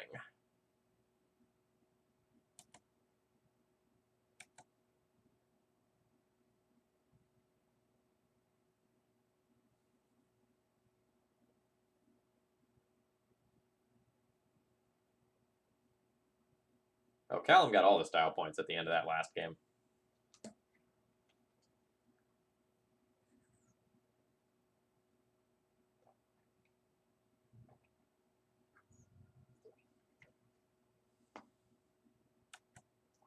Oh, that's bad. So that's liquid metal coating, GG.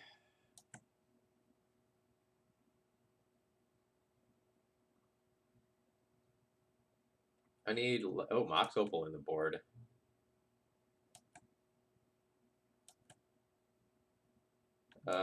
So now I can hit Lightning Bolt off of Ponder.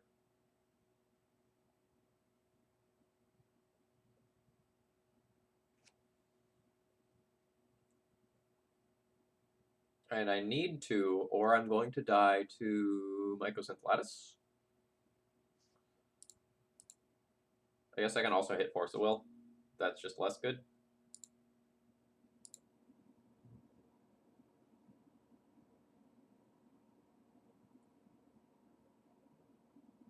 Yep.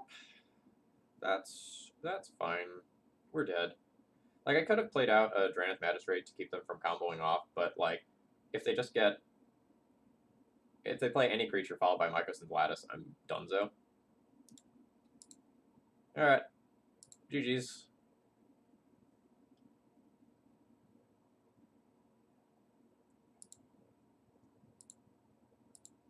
The match on the play with 1 Force of Will felt very good, but the match on the draw there was really rough. I know I've said this a couple of times, but like not having access to seals in the sideboard was like very much a deck building error. And these hopes should probably be seals, or I guess we can't be the Null Rod deck if we're on bobbles and trips and such. But I think these should be 2 seals. That means that there are more of the haymakers that I don't have to counter.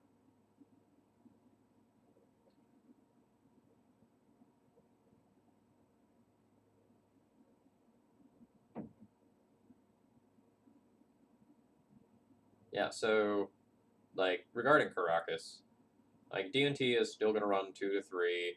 Miracles, like, probably runs 1. Like, the upside of, like, bouncing random companions on the other side of the battlefield and like rebuying your Yorion is pretty good.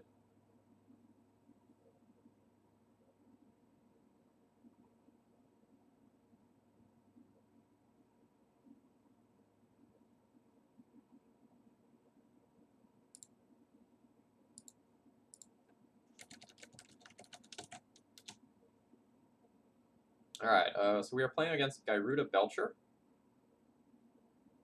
Our opponent has kept on 7. I'm going to hope that they can't turn 1 me, because if they can't turn 1 me, then I have Swords to Plowshares to disrupt the combo.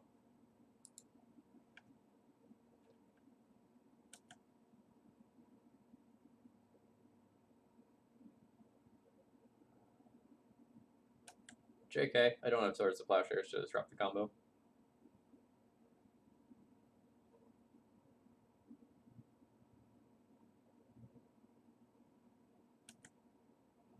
So LED probably kills me. Alright, F6, do your worst.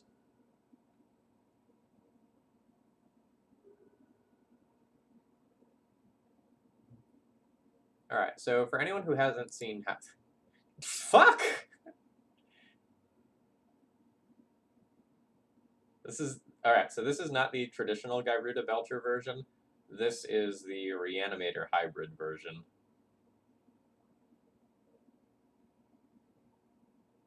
Well, GG's? Caracas is very good. And I'd also like to see a few more cards from my opponent. I haven't actually played against this version, I've just heard about it. So you can ponder looking for Caracas or Source of Plowshares. That's not those cards. We're going to bobble, and I'm actually going to bobble in their turn.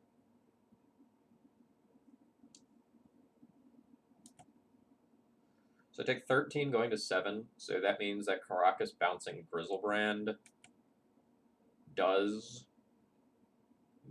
give me an out, but a single other point of power on the battlefield means I don't have any outs, question mark?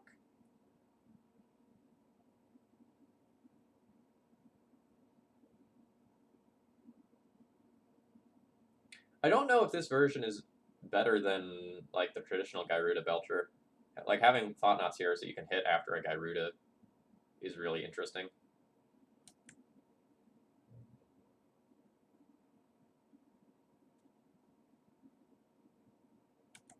I think there are clear archetypes. I just think they are entirely new archetypes that didn't exist as of 2 weeks ago. Like it's Lurrus Grixis Delver, Lurrus Jeskai Delver, Lurrus Bug Delver, Lurrus Bug Control, Lurrus Miracles, Yorion Miracles.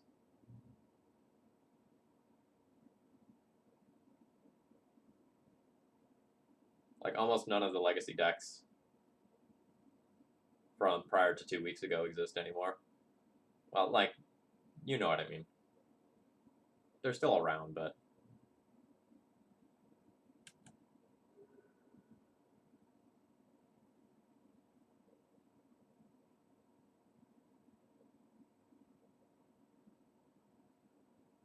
Opponent just get to like cast another Gyruda, get another free thing from the graveyard, and spin the dice. Hold on, is that a Broodmate Dragon under there? Casual Broodmate Dragon.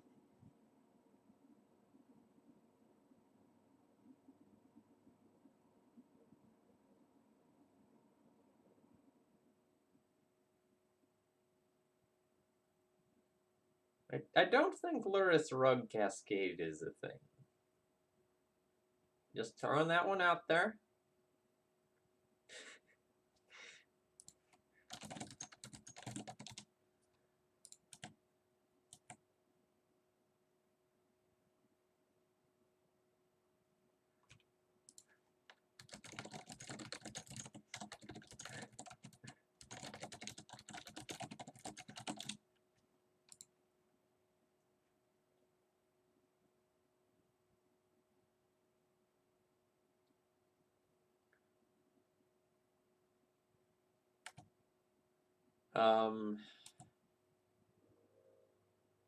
So the thing is, if you think about Magic Design, They kind of do things in these like multi-year Terracidon? Sire of Insanity? Alright, just make a whole bunch of mana, draw. Oh god. So this is cool. I love my opponent's deck.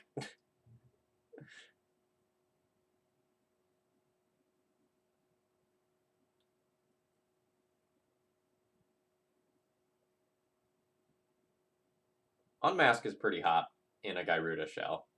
I really like that. I've only seen that once before.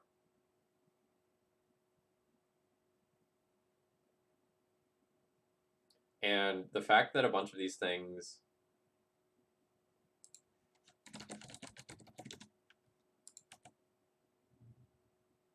are non-legendary is kind of a boon, so you don't just get like totally hosed by Caracas. And if you floop a Grizzlebrand into play and your opponent like Caracas bounces the Gyruda, you still have a Grizzlebrand.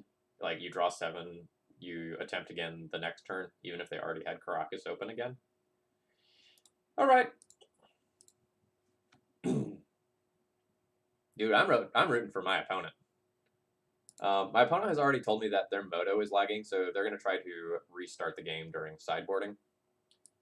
We're going to get a decent amount of interaction. Tormod's Crypt probably doesn't do what I want it to do. Hobo Gearper might, but probably not. So again, I think we go with cutting the entire Stoneforge Mystic package as our starting point. I don't think Lightning Bolt is going to be particularly good.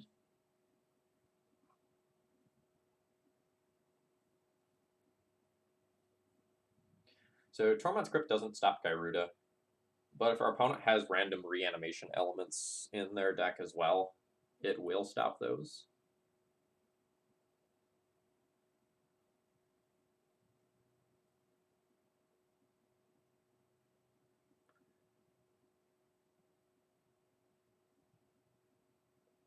So like normally a meta mix-up is like you going and you craft your cocktail, and to mix it up, you stir it a little bit with your bar spoon, or you put it in your little shaker and give it a good shake. And then this set came out and it's like, what? Put the blender on the max setting? Okay. And that's how you decided to shake your drink.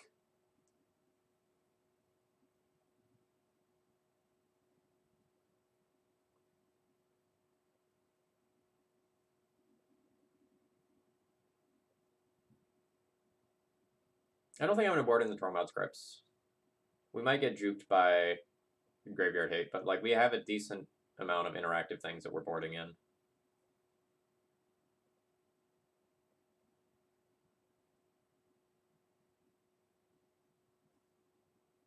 I'm going to wait till the timer is almost down to 0 though before I hit submit, because my opponent like told me they were restarting Moto.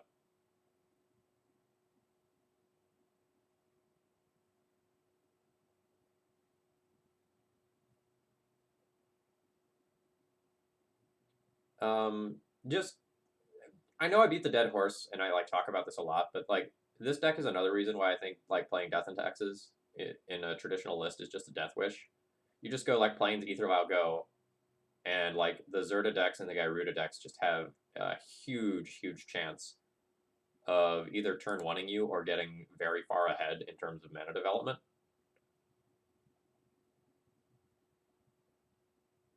So I definitely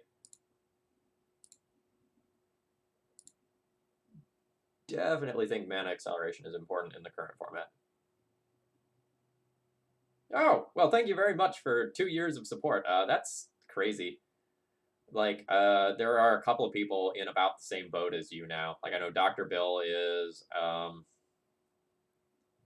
think Star Streak Entertainment, who doesn't talk a lot, but like very regularly lurks, is on a pretty big streak as well.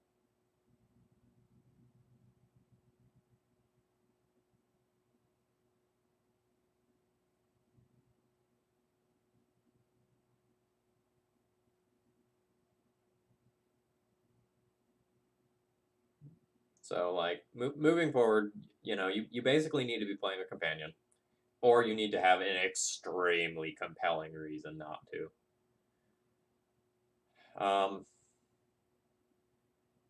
It's very unclear to me whether something like Eldrazi is disruptive enough to still be viable.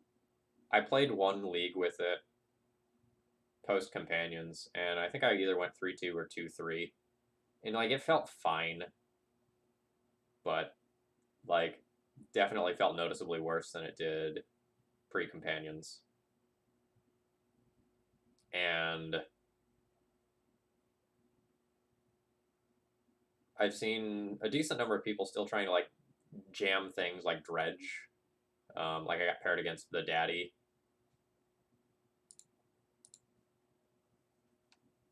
And they were still rocking the Dredge menace.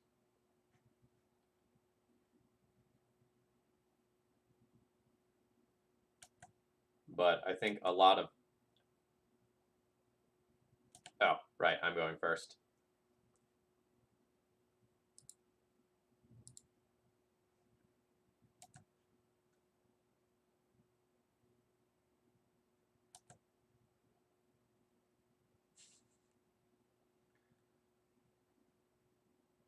Yeah.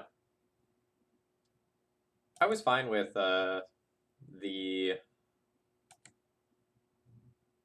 with Top getting banned, but, like, I will definitely say that matches versus Top Miracles were some of my favorite matches of Magic I've ever played.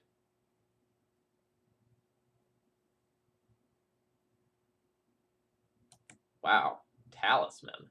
That's hot.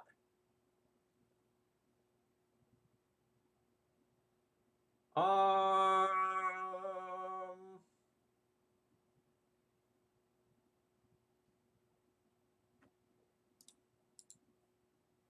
yeah, we're gonna go ahead and answer that.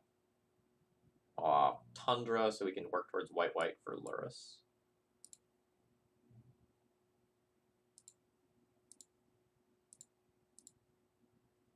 We'd love to draw a blue card so that we have a safety net for after we play Drannith Magistrate.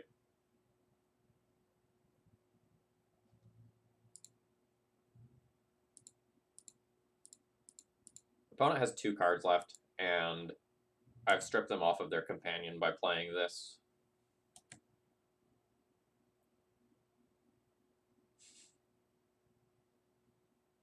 Alright. Your Thought-Knot Seer can take my Swords to Plowshares, which is my answer to the Thought-Knot Seer.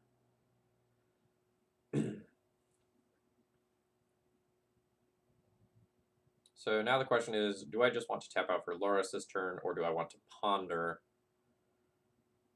I think I want to Ponder this turn. But the Ponder's super awkward, because I would like to Ponder and look for Swords to Plowshares specifically. And if I cast the Ponder, I don't have access to Force of Will anymore. I think I'm just going to slam my Lurrus this turn. It means my opponent, like, can't really attack.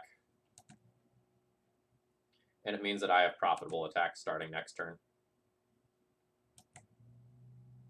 Yeah, I will say that the combination of the companions being printed at the same time that this pandemic is happening has unquestionably resulted in the fastest metagame change I have ever seen.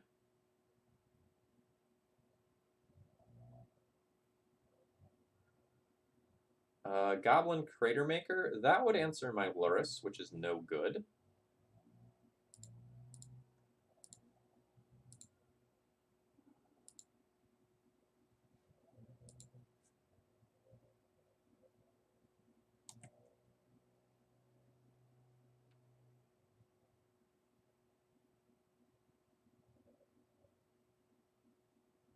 So my attack with Drannith Magistrate is free, because if I attack and my opponent blocks, I, like, bolt the Thought-Knot Seer, and then recast Drannith Magistrate. But I'm not willing to make the same trade with my Lurrus.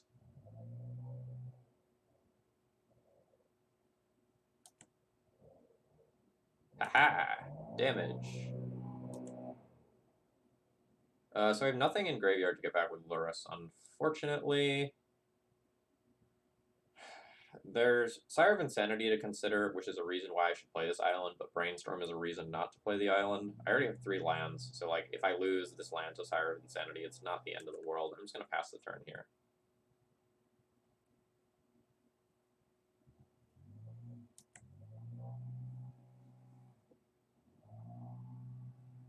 Yeah, I mean, I really hate to say it, but we're probably months away from big paper tournaments again.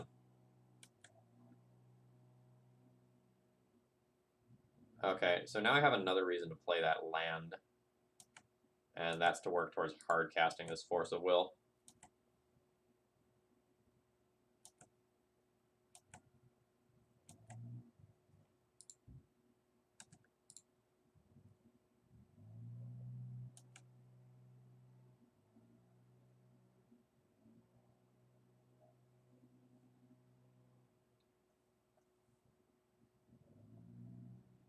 Hmm.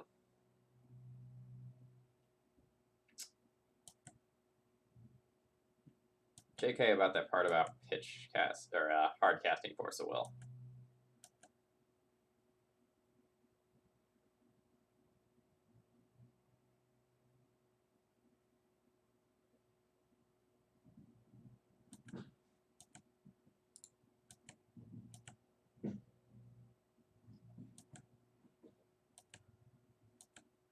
I'm going to go ahead and play this land.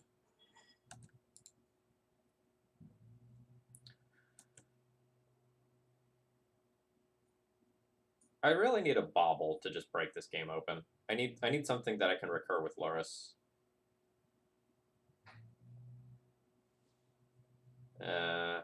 This is not good for me.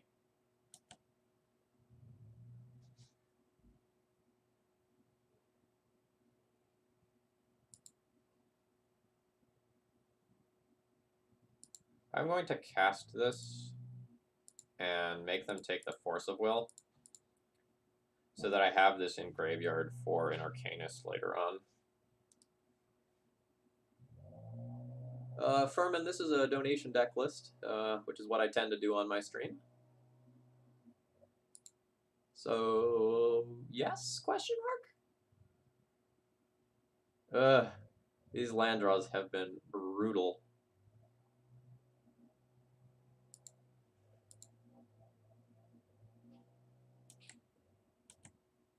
Bluff.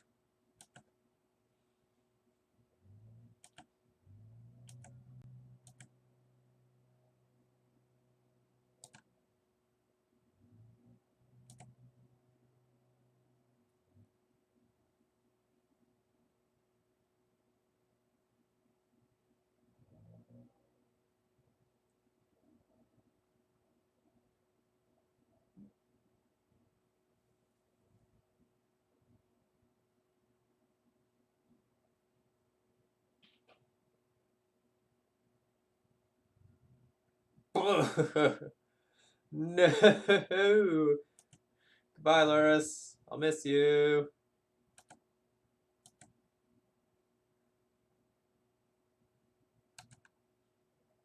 Um.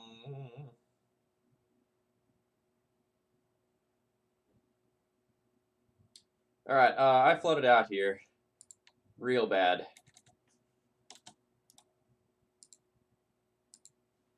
But I don't think most games go like that. I think most of the time after, like, I stuck the initial piece of interaction and, like, played Lurrus and Magistrate, I win that. That was not the case here, but that's okay.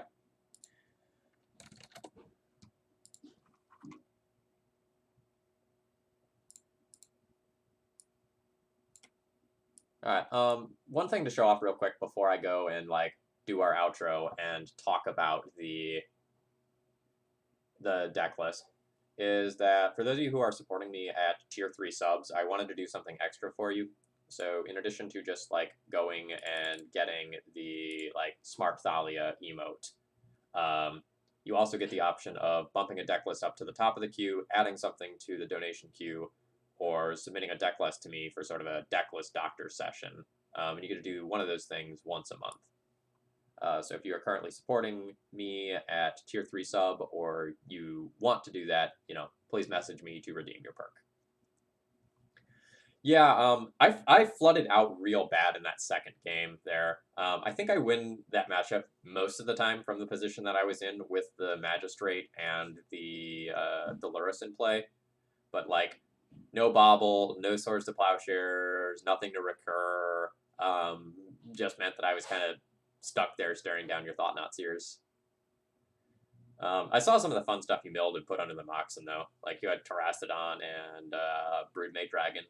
Like, definitely some fun stuff there. Okay, so I'm going to level with you. I think the entire Stoneforge Mystic package that we were playing was just bad. So, like, the Jitte was cool, and, like, it definitely did things in game, but, like, not once over the course of this league did we assemble Thopter Sword. And not once did I, like, play this Stoneforge Mystic, and I'm like, haha, this is the thing that turns the game. So I'm pretty sure that just playing a list that has Delvers instead, or that has more interactive cards, is probably going to be better. I think I have a list bookmarked.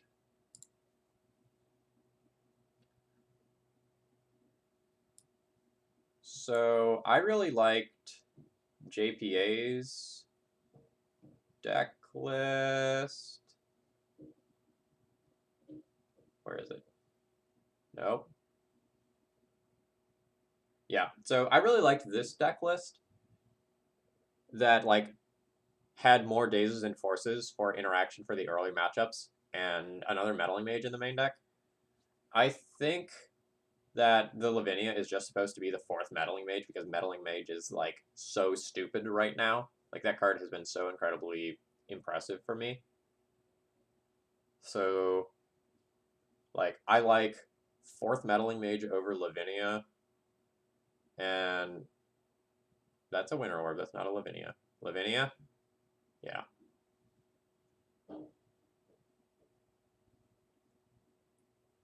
And I don't know.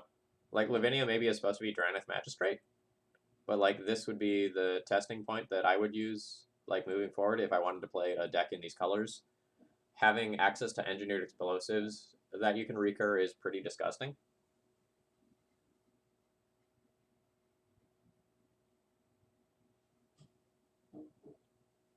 So, like, I think this is where I would want to be if I wanted to try a blue-white-red Lurrus deck list. Yeah, like, Lavinia is definitely a card that's playable in Legacy. Like, we saw it in the Breach metagame as well. And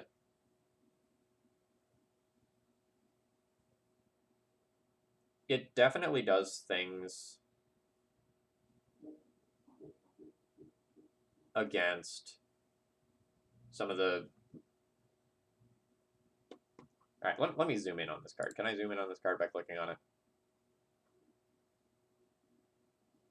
Zoom in. That's hardly zoomed in.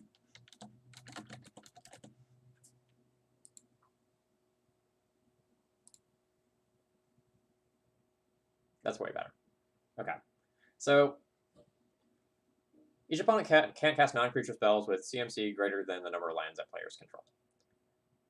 That part's kind of whatever. Like, it slows down some combo decks that are relying on soul lands. The second part is what's relevant. Whenever an opponent casts a spell, if no mana was spent to cast it, counter that spell. So all these decks that are playing the 0 mana artifacts, it's going to counter those, because, like, no mana is spent on your LED, your Chrome Mox, whatever. And I think that's strong. I'm not entirely sure that it being... Alright, let me rephrase. So the upside of playing Lavinia is that it's often going to be your worst card, but you can still pitch it to Force of Will. And I'm not sure where that stands versus, like, Drannith Magistrate. Drannith Magistrate has worse stats against most decks. Like, the fact that this still attacks for 2 is way, way better than it attacking for 1. But, like, this pitching to Force of Will might be a much bigger deal than I think it is.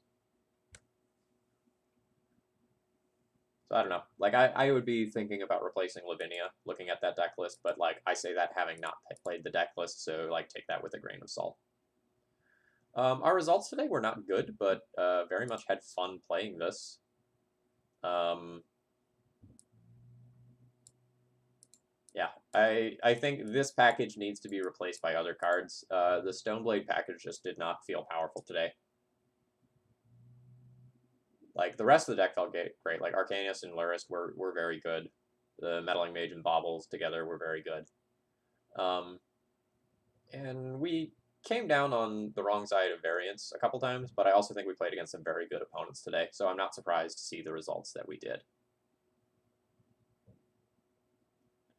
All right, folks, I think that's all I've got for you today. It feels like lunchtime for me. If you're enjoying this content, please consider doing something to support me. I currently only have 2 or 3 decks in the donation queue.